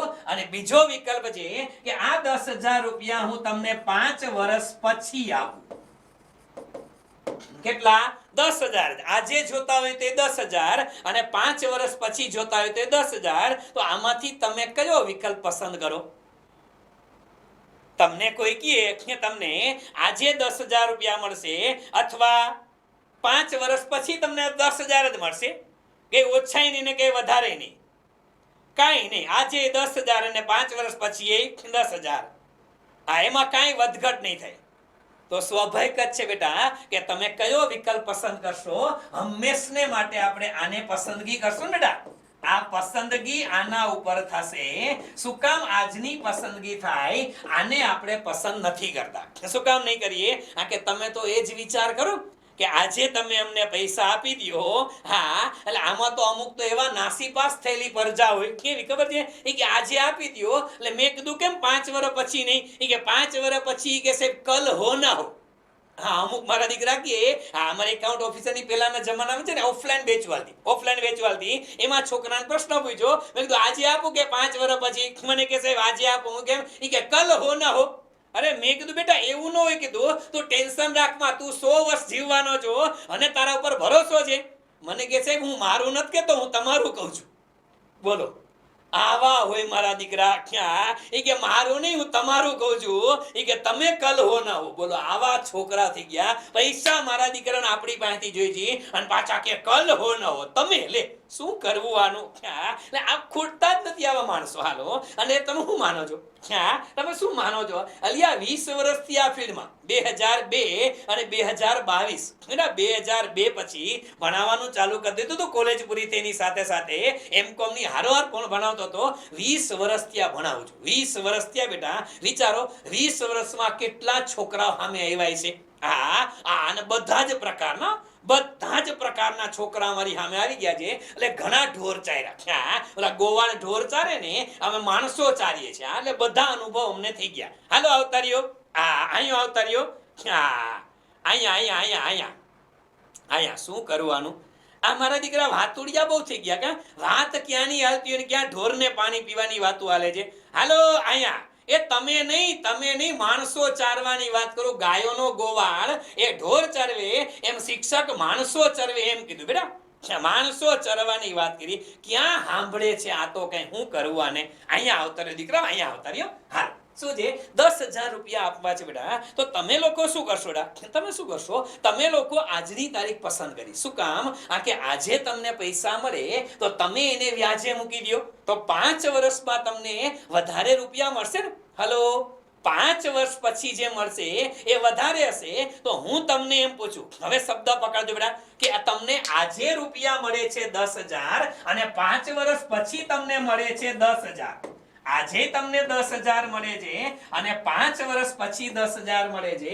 એમાં તમે આજની તારીખના 10,000 પસંદ કર્યા છે. શું કામ? તમને યાદ રાખજો બેટા કે તમને 5 વર્ષ પછી જે 10,000 રૂપિયા મળવાના છે એની આજની તારીખની વેલ્યુ કેટલી? હલો, 10 વર્ષ પછી, ફરી 5 વર્ષ પછી તમને જે 10,000 મળવાના છે આની આજની તારીખની વેલ્યુ. કઈ તારીખની? આજની તારીખની વેલ્યુ. તો આ 10,000 રૂપિયાની આજની તારીખની વેલ્યુ કેટલી હોય? વધુ હોય કે ઓછી હોય? તમને રૂપિયા 10,000 મળવાના છે, 5 વર્ષ પછી મળવાના છે, તો 5 વર્ષ પછી મળવાના છે એની આજની તારીખે વેલ્યુ કેવી કહેવાય? ઓછી હશે બેટા. શું કામ ઓછી હોય? એનું કારણ છે કે 5 વર્ષ પછી મળે છે ને બેટા, કે 5 વર્ષ પછી મળે છે એમાં તમારે વ્યાજ ગણવું પડે. શું ગણવું પડે? વ્યાજ ગણવું પડે.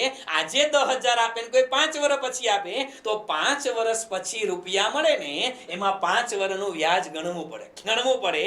બસ આ એક જ મુદ્દો એવો છે બેટા કે આગળની જે પદ્ધતિ હતી ને બેટા, કઈ પદ્ધતિ? પરત આપ સમયની પદ્ધતિ. કઈ પદ્ધતિ? પરત આપ સમયની પદ્ધતિ. અને બીજી હતી બેટા સરેરાશ વળતર દરની પદ્ધતિ. કઈ પદ્ધતિ? પરત આપ સમયની પદ્ધતિ અને સરેરાશ વળતર દરની પદ્ધતિ. આ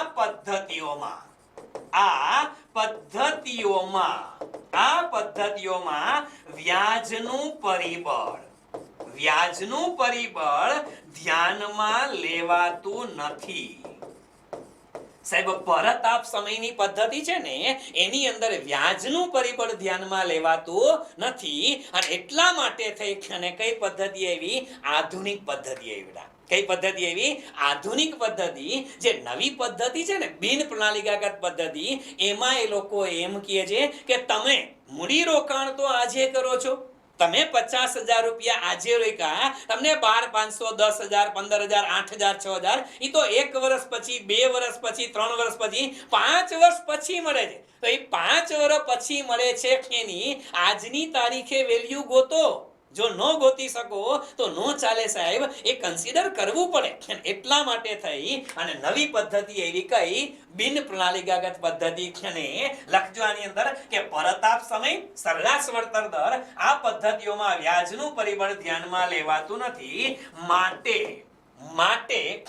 યોજના લખતા મૂડીરોકાણ લખજો. માટે મૂડીરોકાણની યોજનાઓના મૂલ્યાંકન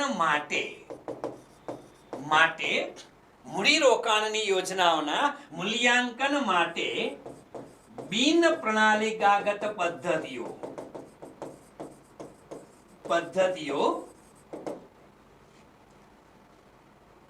ધ્યાનમાં લેવામાં આવી.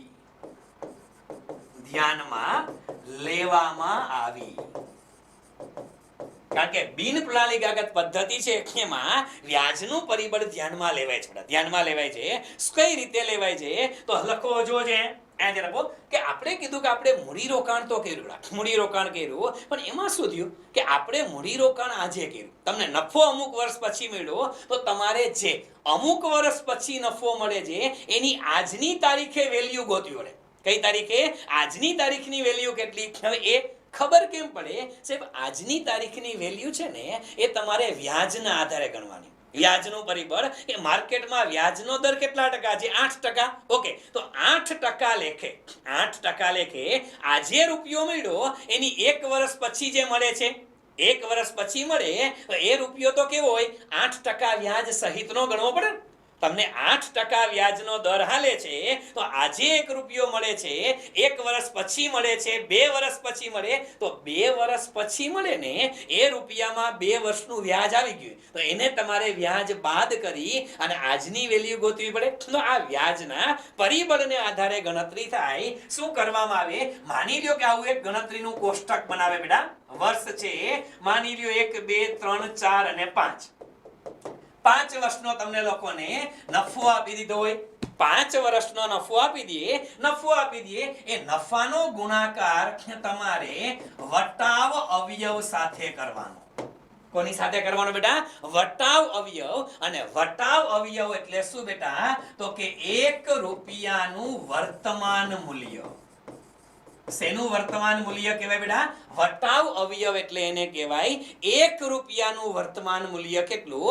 હવે માની લ્યો કે તમારો નફો અહીંયા 10,000 રૂપિયા હોય, બીજા વર્ષે 12,000 રૂપિયા હોય, ત્રીજા વર્ષે 20,000 રૂપિયા છે, ચોથા વર્ષે પાછા 10,000 રૂપિયા છે, પાંચમા વર્ષે 30,000 રૂપિયા હોય. આવો કોઈ પણ નફો આપે એને તમે 1 રૂપિયાનું વર્તમાન મૂલ્ય કેટલું? એક વર્ષ પછી જે રૂપિયો મળવાનો છે એમાં એક વર્ષનું વ્યાજ આવી ગયું, વ્યાજ બાદ કરો તો ઈ 1 રૂપિયાની આજે વેલ્યુ કેટલી એ 0.909. આ આંકડા લોગ ટેબલ માંથી લીધેલા આંકડા છે, નેટ વેલ્યુ વાળા, એ ઓરિજિનલ આંકડા છે. તો તમને વર્ષ દિવસ પછી રૂપિયો મળે ને એમાં તો વ્યાજ હોય, તો આજે વેલ્યુ કેટલી 0.909. એવી રીતે તમને 2 વર્ષ પછી જે રૂપિયો મળે એની આજે વેલ્યુ કેટલી 0.826. એટલે 826.82 પૈસા થાય. શું કામ? કારણ કે 1 રૂપિયો તમને 2 વર્ષ પછી મળે છે, એની આજે વેલ્યુ ગણો, એમાં 2 વર્ષનું વ્યાજ બાદ કરવું પડે. જે રૂપિયો તમને 3 વર્ષ પછી મળવાનો છે એની વેલ્યુ 0.751, 4 વર્ષ પછી મળવાનો છે 682, 5 વર્ષ પછી મળવાનો છે એની વેલ્યુ તો કે 621. હવે આ જે છે ને એ લોગ ટેબલના આંકડા છે 10% દરે. કેટલા? જો વ્યાજનો દર 10% હોય તો 1 વર્ષ પછી રૂપિયો મળે ને એની આજે વેલ્યુ 91 પૈસા હોય. 2 વર્ષ પછી મળે છે એની આજે વેલ્યુ આટલી. હવે આ બધા મૂડીરોકાણ, તમે મૂડીરોકાણ બેટા આજે કર્યું હતું, આ નફો તમને ક્યારે મળે છે? 1 વર્ષ પછી મળે છે. સમજો બેટા, આ બધો મૂડીરોકાણ છે બેટા એ તમને 1 વર્ષ પછી મળે છે. તમે રૂપિયા આજે રોકો છો અને આ 20,000 તમને ક્યારે મળ્યા? 3 વર્ષ પછી મળ્યા. તો 3 વર્ષ પછી મળ્યા આ 20,000, એમાં ઓલરેડી વ્યાજ હોય. તમારે વ્યાજ બાદની રકમ કરવાની. એટલે તમે આ રકમ છે બેટા, આ રૂપિયાની વેલ્યુ વ્યાજ બાદની રકમ છે. એવી છે વ્યાજ બાદની રકમ છે. એટલે એનો મીનિંગ શું થાય? એક ગણતરી ખાલી કહું તમને કે આ 10,000 હતા, આમાં 0.909, તો આ બેનો ગુણાકાર કરો ને એને કહેવાય વર્તમાન મૂલ્ય. શું કહેવાય બેટા? વર્તમાન મૂલ્ય. એટલે પેલા વર્ષના અંતે નફો તો તમને ક્યારે મળે બેટા? વર્ષ પૂરું થાય ત્યારે. પહેલા વર્ષના અંતે જે 10,000 મળ્યા પણ એમાં 1 વર્ષનું વ્યાજ ગણાઈ ગયું, તો એની આજની તારીખે શરૂઆતમાં વર્તમાન મૂલ્ય કેટલું આવે? તો કે 9,090. સમજાય છે? એટલે તમને ભલે દેખાય તમને પેલા વર્ષે 10,000 મળે છે પણ ખરેખર એની પ્રેઝન્ટ વેલ્યુ કેટલી ગણવી પડે? 9,090 ગણવી પડે. શું કામ? કારણ કે આ 10,000 હતા ને બેટા, ઈ 10,000 માં શું આવી ગયું હતું? વ્યાજ. એ વ્યાજને આપણે બાદ કર્યું એટલે વર્તમાન મૂલ્ય મળે. સમજાય છે? એટલે આમાં આ વ્યાજ સહિતની રકમો છે, એટલે આપણે નેટ રકમ ગોતવાની એટલે શું કર્યો? ગુણાકાર. એટલે ઓટોમેટિક રકમ શું થઈ જાય? ઘટી જવાની છે. બસ દરેક વર્ષ માટે આવા વર્તમાન મૂલ્ય ગણવાના. શું કરવાના બેટા? દરેક વર્ષ માટે આવા વર્તમાન મૂલ્ય ગણવાના. અને આ વર્તમાન મૂલ્ય ગણી બધાનો શું કરવાનો? સરવાળો કરવાનો. અને આ સરવાળો કરો ને એને કહેવાય કુલ વર્તમાન મૂલ્ય. શું કહેવાય? કુલ વર્તમાન મૂલ્ય. દર વર્ષે તમને જે નફો મળે છે, આ 30,000 તો બેટા 5 વર્ષ પછી મળ્યા હતા, તો એની અંદર તો 5 વર્ષનું વ્યાજ ગણવું પડે. 5 વર્ષનું વ્યાજ બાદ કરો તો 1 રૂપિયાની વેલ્યુ કેટલી હોય? 62 પૈસા થાય. કેટલી થાય? 62 પૈસા. 30,000 વડે ગુણ નાખો, જે આવે તે તમને મળે છે ખરેખર 30,000, પણ ક્યારે? 5 વર્ષ પછી 30,000 મળવાના છે. એની આજની તારીખે વેલ્યુ સાહેબ આ 6 તેરી 18,000 જેવી થાય. તો આ ગણવાનું. એટલે આ પદ્ધતિ કુલ વર્તમાન મૂલ્ય તમારે ગણતરી કરવું પડે. કોઈ પણ રીતે તમે ગણતરી કરો. ના, ગણતરી આવી નથી પૂછવાની બેટા, આ આપણે સમજવા માટે છે, આપણે ખાલી સમજવા માટે છે. તો આજે ગણતરી આવે આ વર્તમાન મૂલ્ય આ રીતે મળે. હવે આપણે આપણી પદ્ધતિ ઉપર જવું છે સાહેબ, કે આપણી પદ્ધતિના નામ તો શું રાખ્યા હતા સાહેબ? આપણી જે ત્રીજી પદ્ધતિ હતી, લખો નંબર 3, ત્રીજી પદ્ધતિ, એનું નામ છે બેટા ચોખ્ખું વર્તમાન મૂલ્ય. ચોખ્ખું વર્તમાન મૂલ્ય, નેટ પ્રેઝન્ટ વેલ્યુ મેથડ. કઈ હતી? Net present value.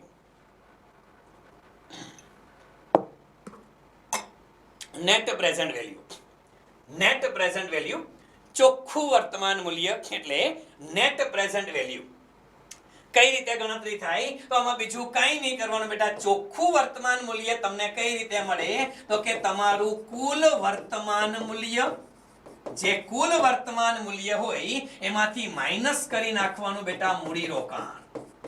શું માઈનસ કરી નાખવાનું? કુલ વર્તમાન મૂલ્ય તમને મળે. આર યુ કુલ વર્તમાન મૂલ્ય આ મળ્યું તો તમને 5 વર્ષમાં ટોટલ નફો મળે. સમજો, આનો સરવાળો નહીં કરવાનો. તમને ટોટલ નફો મળે છે 10 12 20 10 30. આની આ તો તમારો ટોટલ નફો છે, પણ એની આજની તારીખે વેલ્યુ કેટલી એ જોવાની. એટલે કુલ વર્તમાન મૂલ્ય, એમાંથી માઈનસ શું કરવાનું? મૂડીરોકાણ. એ તો અત્યારે જ રોકો છો. હલો, પૈસા આજે રોકો છો અને વળતર ભવિષ્યમાં મળે છે ને, એટલે વળતરનું વર્તમાન મૂલ્ય ગોતે. મૂડીરોકાણનું વર્તમાન મૂલ્ય વર્તમાનમાં જો, કારણ કે મૂડીરોકાણ ક્યારે થાય? વર્તમાનમાં થાય. સમજે? બસ પૂરું થઈ ગયું. અને અહીંયા શું યાદ રાખવાનું કે જે વિકલ્પમાં ચોખ્ખું વર્તમાન મૂલ્ય એટલે કે એનપીવી સૌથી કેવું હોય બેટા? સૌથી વધુ હોય ને, સૌથી વધુ હોય તે વિકલ્પની પસંદગી થાય. તે વિકલ્પની પસંદગી થાય. બસ આટલું જ ધ્યાનમાં રાખવાનું છે. નેટ પ્રેઝન્ટ વેલ્યુમાં કાંઈ નથી બેટા. તમારી પાસે કુલ વર્તમાન મૂલ્ય ગણેલું હોય તો મૂડીરોકાણ બાદ કરો. એટલે એનો મીનિંગ શું થયો બેટા? કે તમે કરેલું જે મૂડીરોકાણ છે ને એના કરતા કેટલા વધુ મળ્યા. જેમાં જાજા વધુ મળે એની પસંદગી કરાય. બરોબર? પણ અહીંયા યાદ રાખજો કે જો કોઈ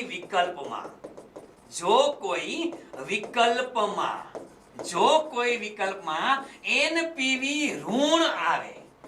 કેવું આવે બેટા? ઋણ આવે, એટલે કે માઈનસ આવે તો તે વિકલ્પ રિજેક્ટ થશે. તે વિકલ્પ રિજેક્ટ થાય. શું કામ રિજેક્ટ થાય લિયા? આ એનપીવી ઋણ ક્યારે આવે? હલો, એનપીવી ઋણ ક્યારે આવે? કે તમને જે નફો મળે છે એના કરતા તમારું મૂડીરોકાણ કેવું હોય? ઋણ ક્યારે આવે? તમને જે નફો મળ્યો વર્તમાન મૂલ્ય, એ વર્તમાન મૂલ્ય કરતા મૂડીરોકાણ કેવું હોય? તો માઈનસ આવે. વધુ હોય તો બેટા કેવું હોય? તો વધુ હોય તો. આ કે નફો મળે છે 45,000. હલો, નફો 45,000 મળે છે અને રોકાતા 50,000. તો એનો મીનિંગ શું થયો? કે 50,000 ના મૂડીરોકાણમાં વધે છે 45,000, તો એ માઈનસ કહેવાય, ઋણ કહેવાય. અને ઋણ આવે ને તો યોજના શું કરવાની? રદ કરી નાખવાની. શું કરી નાખવાની બેટા? રદ કરવાની. ડન છે? આટલી વસ્તુ ધ્યાનમાં રાખવાની. શેમાં? ચોખ્ખું વર્તમાન મૂલ્ય. આટલી જ બાબત છે. આ પદ્ધતિ અત્યારે સૌથી વધુ ઉપયોગમાં લેવાય છે, પણ સમજવા માટે અગત્યની છે, ઉપયોગમાં લેવા માટે અગત્યની, પણ પરીક્ષા માટે નહીં. પરીક્ષામાં તો સાલા સવાલ પૂછાય છે ને ઈ કા પરત આપમાંથી પૂછાય છે અને કા સરેરાશ વળતર દર. બેટા જૂના પેપર જોઈ લેજો. દરેક પેપરની અંદર પેલી 2 પદ્ધતિ છે, કારણ કે એમસીક્યુ એમાંથી નીકળે, આમાંથી પ્રેક્ટિકલ દાખલા નીકળે. હલો, એમસીક્યુ આગલી 2 પદ્ધતિમાંથી નીકળે, આમાંથી તો પ્રેક્ટિકલ નીકળે. છતાંય છે એટલે આપણે સમજવાની. બરોબર? ચાલો લખો નંબર 4. ચોથી પદ્ધતિ એનું નામ છે બેટા નફાકારકતા આંકની પદ્ધતિ. કઈ પદ્ધતિ? નફાકારકતા આંક, જેને પીઆઈ કહેવાય, પ્રોફિટેબિલિટી ઇન્ડેક્સ. નફાકારકતા આંક, જેને ખર્ચ લાભ ગુણોત્તર કહેવાય છે. શું કહેવાય છે? ખર્ચ લાભ ગુણોત્તર. ખર્ચ લાભ ગુણોત્તરની પદ્ધતિ. ના, દાખલા નથી કરવાના બેટા. આની જરૂર જ નથી દાખલા કરવાની. આપણે થોડો 10 માર્ક્સનો દાખલો પૂછાશે બેટા. એમસીક્યુ સોલ્વ કરશું એમાં ટૂંકા દાખલા લેશું આપણે, મોટા દાખલાની જરૂર નથી. બરોબર? ચાલો, ખર્ચ લાભ ગુણોત્તર પદ્ધતિ. તો આમાં નફાકારકતા આંક એટલે શું? નફાકારકતા આંક એટલે શું? એના માટેનું એક સૂત્ર યાદ રાખવાનું બેટા. શું સૂત્ર? અંશમાં લખો કુલ વર્તમાન મૂલ્ય. શું લખવાનું? કુલ વર્તમાન મૂલ્ય અને છેદમાં મૂડીરોકાણ. શું લખવાનું બેટા? કુલ વર્તમાન મૂલ્ય અને છેદમાં મૂડીરોકાણ. પૂરું, ખલાસ, ફિનિશ. આમાં શું હતું? કુલ વર્તમાન મૂલ્યમાંથી માઈનસ મૂડીરોકાણ કર્યું. હલો, કુલ વર્તમાન મૂલ્યમાંથી માઈનસ મૂડીરોકાણ કરો તો શું મળે? ચોખ્ખું વર્તમાન મૂલ્ય મળે. અને કુલ વર્તમાન મૂલ્યના છેદમાં મૂડીરોકાણ લખો ને ભાગાકાર કરો તો નફાકારકતા આંક મળે. એટલે બે એક જ છે. આમાં બાદબાકી કરો છો અને આમાં ભાગાકાર. અને આમાંય શું કરવાનું બેટા? કે જેનો નફાકારકતા આંક સૌથી વધુ હોય તેની પસંદગી થાય.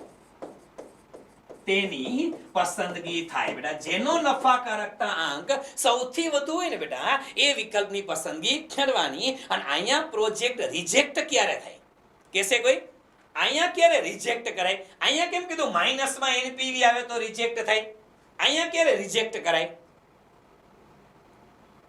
હા એ મને કયો એટલે ખબર પડે કે ખીચડીમાં જ ઘી જાય છે કે બહાર ઢોરાય છે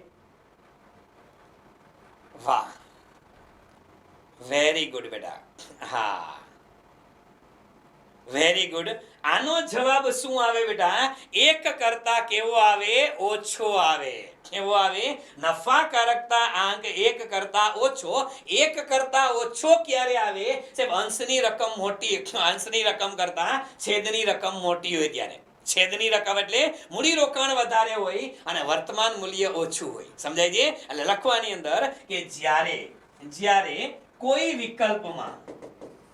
વિકલ્પમાં નફાકારકતા આંક એક કરતા ઓછો આવે કોઈ વિકલ્પમાં નફાકારકતા આંક એક કરતા ઓછો આવે ત્યારે તે વિકલ્પ રિજેક્ટ થશે જ્યારે કોઈ વિકલ્પમાં નફાકારકતા આંક બેટા એક કરતા ઓછો આવે ને ત્યારે એ વિકલ્પને શું કરવાનો રિજેક્ટ કરવાનો ડન છે આટલી વસ્તુ ઓકે આ ચાર પદ્ધતિ થઈ પહેલી પદ્ધતિ ફરી પાછા કઈ બેટા તો કે પહેલી પદ્ધતિ એટલે પરત આપ સમયની પદ્ધતિ ટ્રેડિશનલ મેથડ હતી રૂઢિગત પદ્ધતિઓ હતી અને પરત આપ સમય એટલે શું જુદી જુદા વિકલ્પોમાંથી તમે કરેલું મૂડીરોકાણ કેટલા સમયમાં પરત મળે જોવાનું પરત આપ સમય જેનો ઓછો હોય એની પસંદગી કરવાની એની મુખ્ય મર્યાદા શું હતી કે એમાં વ્યાજ ધ્યાનમાં નહોતા લેતા અને બીજું પરત આપ સમય પછીનો નફો એટલે કે કુલ નફો ધ્યાનમાં લેતા નહોતા એટલે બીજી પદ્ધતિ એવી કઈ સરેરાશ વળતર દર અથવા હિસાબી વળતર દરનું સૂત્ર પાકું એટલા માટે કરવાનું કે સવાલ સૂત્રમાંથી પૂછાનો તો સરેરાશ નફો છેદમાં સરેરાશ રોકાણ ગુણ્યા 100 એટલે સરેરાશ રોકાણ અને સરેરાશ નફાને આધારે જેમાં ગણતરી થાય કે કઈ પદ્ધતિ હિસાબી વળતર દર આ ત્રીજી પદ્ધતિ ચોખ્ખું વર્તમાન મૂલ્ય અને નફાકારકતા આંક આ બે પદ્ધતિ આધુનિક છે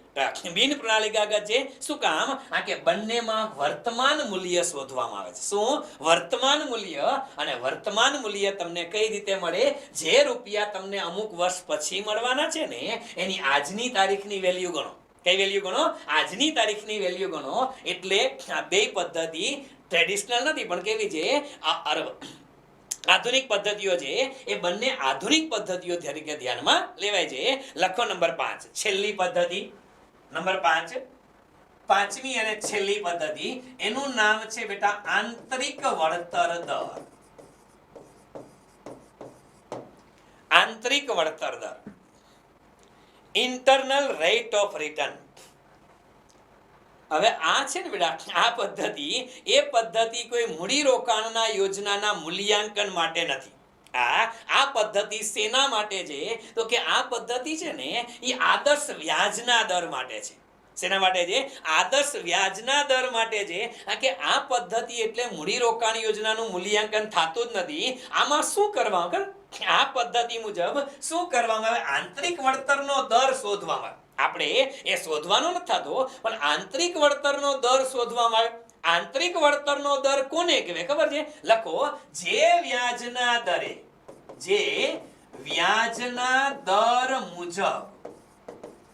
જે વ્યાજના દર મુજબ વિકલ્પનું કુલ વર્તમાન મૂલ્ય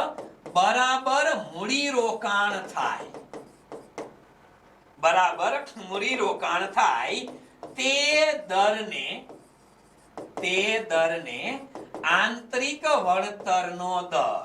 આંતરિક વળતર દર કહેવાય છે જે વ્યાજના દર મુજબ જે વિકલ્પ હોય બેટા એ વિકલ્પમાં કુલ વર્તમાન મૂલ્ય અને મૂડી રોકાણ બે કેવા થઈ જાય?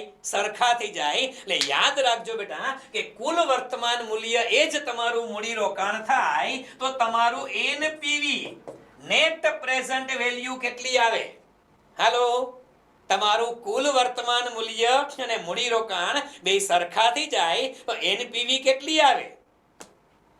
હાય લા, આને ડખો કર્યો. એનપીવી કેમ મળે ખબર છે ને બેટા? હા, આ બેનો બધાય ભગા કરે છે. બેનો બધાય રસોઈ કરવાની ઉતાવળ છે બેટા તમને લોકોને, કે ઘરમાં કચરા પોતા બાકી રાખ્યા છે. હા, ના ઉતાવળ હોય તો નહીં કરવાની બેટા. હા, દીપાલી બેન કે ઉતાવળ છે તો નહીં કરો દીકરા, નહીં કરો. હા, હાલો અહીંયા આવો. હાલો,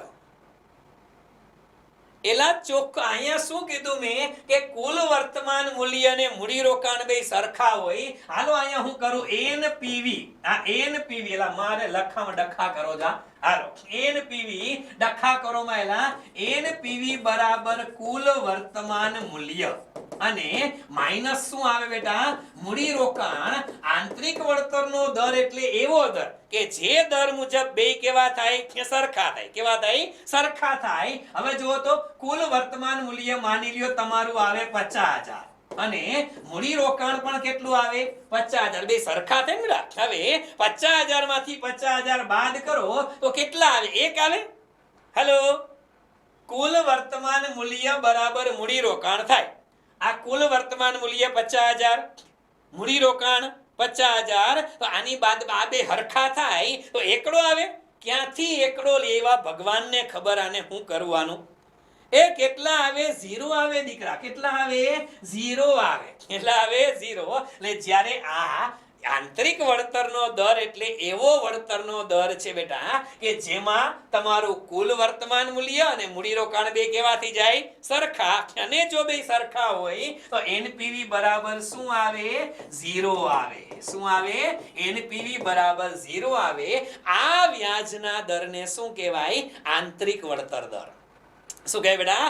આવા વ્યાજના દરને આંતરિક વળતર દર કહેવાય. હવે તમને લોકોને અહીંયા જુદા જુદા વ્યાજના દર આપે. શું આપે? જુદા જુદા વ્યાજના દર. આપણે કેમ અહીંયા લીધું બેટા? 10%. હવે આવો 10% આપે, 8% આપે, 15% આપે, 12% આપે, તો તમારે શું કરવાનું? 8%, 10%, 12%, 15% બધા માટે આવી ગણતરી કરવાની. શેની? કુલ વર્તમાન મૂલ્યની. અને ચેક કરવાનું કે કયા દર મુજબ તમારું કુલ વર્તમાન મૂલ્ય અને તમારું મૂડી રોકાણ કેવા થાય છે? સરખા. સમજાય છે? જેટલા જેટલા દર આપે 8%, 10%, 12%, 15%, બધાય દર માટે કુલ વર્તમાન મૂલ્ય શોધવાનું અને જે દર મુજબ કુલ વર્તમાન મૂલ્ય અને મૂડી રોકાણ બે કેવા થઈ જાય? સરખા થઈ જાય. એ દરને કેવો દર કહેવાય? આંતરિક વળતર દર કહેવાય. એટલે આ ગણતરી જે છે ને બેટા એને કહેવામાં આવે છે ટ્રાયલ એન્ડ એરર મેથડ. આ શું છે બેટા? આ પદ્ધતિ છે ને એ ટ્રાયલ એન્ડ એરર મેથડ છે. શું છે? ટ્રાયલ એન્ડ એરર મેથડ છે. કઈ મેથડ છે બેટા? આ ટ્રાયલ એન્ડ એરર મેથડ છે. શું કામ? ભૂલ અને સુધારણાની પદ્ધતિ કહેવાય. શું કહેવાય? ભૂલ અને સુધારણાની પદ્ધતિ. ભૂલ અને સુધારણાની પદ્ધતિ. શું કામ? પેલા તમારે 8% દર આપે તો ટ્રાય કરવાની. 8% દરે ગણો. કુલ વર્તમાન મૂલ્ય સરખું થયું, મૂડી રોકાણ ના તો 10% લ્યો, સરખું થયું ના તો 12% લ્યો, સરખું થયું ના તો 15% લ્યો. જે દર મુજબ જ્યાં સુધી સરખું ન થાય ત્યાં લગી ગણતરી કરી જવાની. એટલે એને શું કહે છે? ટ્રાયલ એન્ડ એરર મેથડ કહે છે. શું કહે છે? Trial and error method. Class 1 લેવલની પરીક્ષાનો આ સવાલ છે. ક્લાસ 1 લેવલમાં છૂટો સવાલ મૂક્યો તો કે ભૂલ અને સુધારણાની પદ્ધતિ મૂડી અંદાજપત્રમાં ભૂલ અને સુધારણાની પદ્ધતિ કઈ છે? હવે માં છોકરા ગોતતા હતા એ કે ભૂલ તો શેમાં પાડવાની, આપેલી 4 હોય મગજમાં, પણ એ 4 નહીં, ભૂલ અને સુધારણામાં કઈ આવે બેટા, એની અંદર આવે આંતરિક વળતર દર. ક્યાં આવશે બેટા? આંતરિક વળતર દરની પદ્ધતિ આવે. બસ આટલું ધ્યાનમાં રાખજો. નાન છે બેટા. તો આ 5 પદ્ધતિઓ છે. શેના માટેની છે બેટા? મૂડી અંદાજપત્ર માટે. શેના માટે? મૂડી અંદાજપત્ર. એનું કારણ છે કે તમે કોઈ પણ રીતે રૂપિયા મેળવો, ઇક્વિટી દ્વારા મેળવો, પ્રેફરન્સ દ્વારા મેળવો, ડિબેન્ચર દ્વારા મેળવો, ભેગા થઈને મેળવો, લીવરેજનો ઉપયોગ કરો તોય ભલે, ન કરો તોય ભલે, તમે જે રૂપિયા મેળવા એ વાપરશો ક્યાં, એનો ઉપયોગ ક્યાં કરવાના છો, એનું મૂડી રોકાણ ક્યાં કરવાના છો, એમાંથી કઈ મિલકતો વસાવાના છો, હવે એ જોવાનું. અને એ મિલકતોમાંથી કઈ લેવી, બસ એ લેવા માટે પસંદગી કરવી પડે. અને પસંદગી કરવા માટે જે ઉપયોગી થાય કોણ? મૂડી અંદાજપત્ર. કોણ બેટા? પસંદગી કરવા માટે જે ઉપયોગી થાય એને શું કહેવાય? એને મૂડી અંદાજપત્ર કહેવાય. તો મૂડી અંદાજપત્રની કથામાં આપણે અહીંયા સુધી રાખશું. આના એમસીક્યુ અને ટૂંકા દાખલા આપણે કીધું કે આખો વિષય પૂરો થાય પછી આપણે આની ચર્ચા કરશું. હવે આની અંદર 3 ચેપ્ટર તો આપણે કર્યા. હવે 2 ચેપ્ટર આની અંદર બાકી ખરા. આ 2 ચેપ્ટર જ બાકી છે. એક ચેપ્ટર એટલે મૂડી પડતર. હવે ચેપ્ટર આવે બેટા મૂડી પડતર. અને બીજું ચેપ્ટર છે ને બેટા એ છે ડિવિડન્ડ નીતિ. ડિવિડન્ડ નીતિ પછી એકાદ 2 બેઝિક મુદ્દા છે કે સાહેબ મૂડી અંદાજપત્ર હોય એમાં જોખમ વિશ્લેષણ શું છે, ડિસિઝન મેકિંગ આ છે તે છે. એટલે એકાદો લેક્ચર એનો ટૂંકમાં હજી 3 લેક્ચર આપણે જોશે.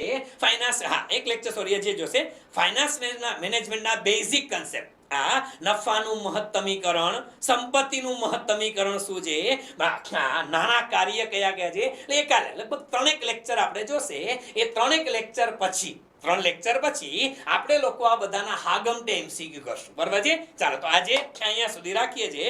વધુ આવતા અંકે પ્રસિદ્ધ કરવામાં આવશે. બરાબર છે? ચાલો અહીંયા સુધી રાખીએ. બરાબર છે?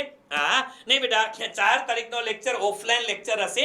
અને ઓફલાઈન લેક્ચર એટલા માટે જ રાખેલો છે બેટા કે ગુજરાતી અને અંગ્રેજીના ફેકલ્ટી કોઈ સંજોગોમાં આપણને રેકોર્ડિંગ લેક્ચર આપી શકે એમ નથી. બેટા નથી આપી શકે એમ. જો આપી શકતા તો અહીંયા ઊભા કરી દો એલા રવિવારે ને તો તમને અહીંયાથી ધક્કો શું કામ ખડો દીકરા? નથી આપી શકે એમ.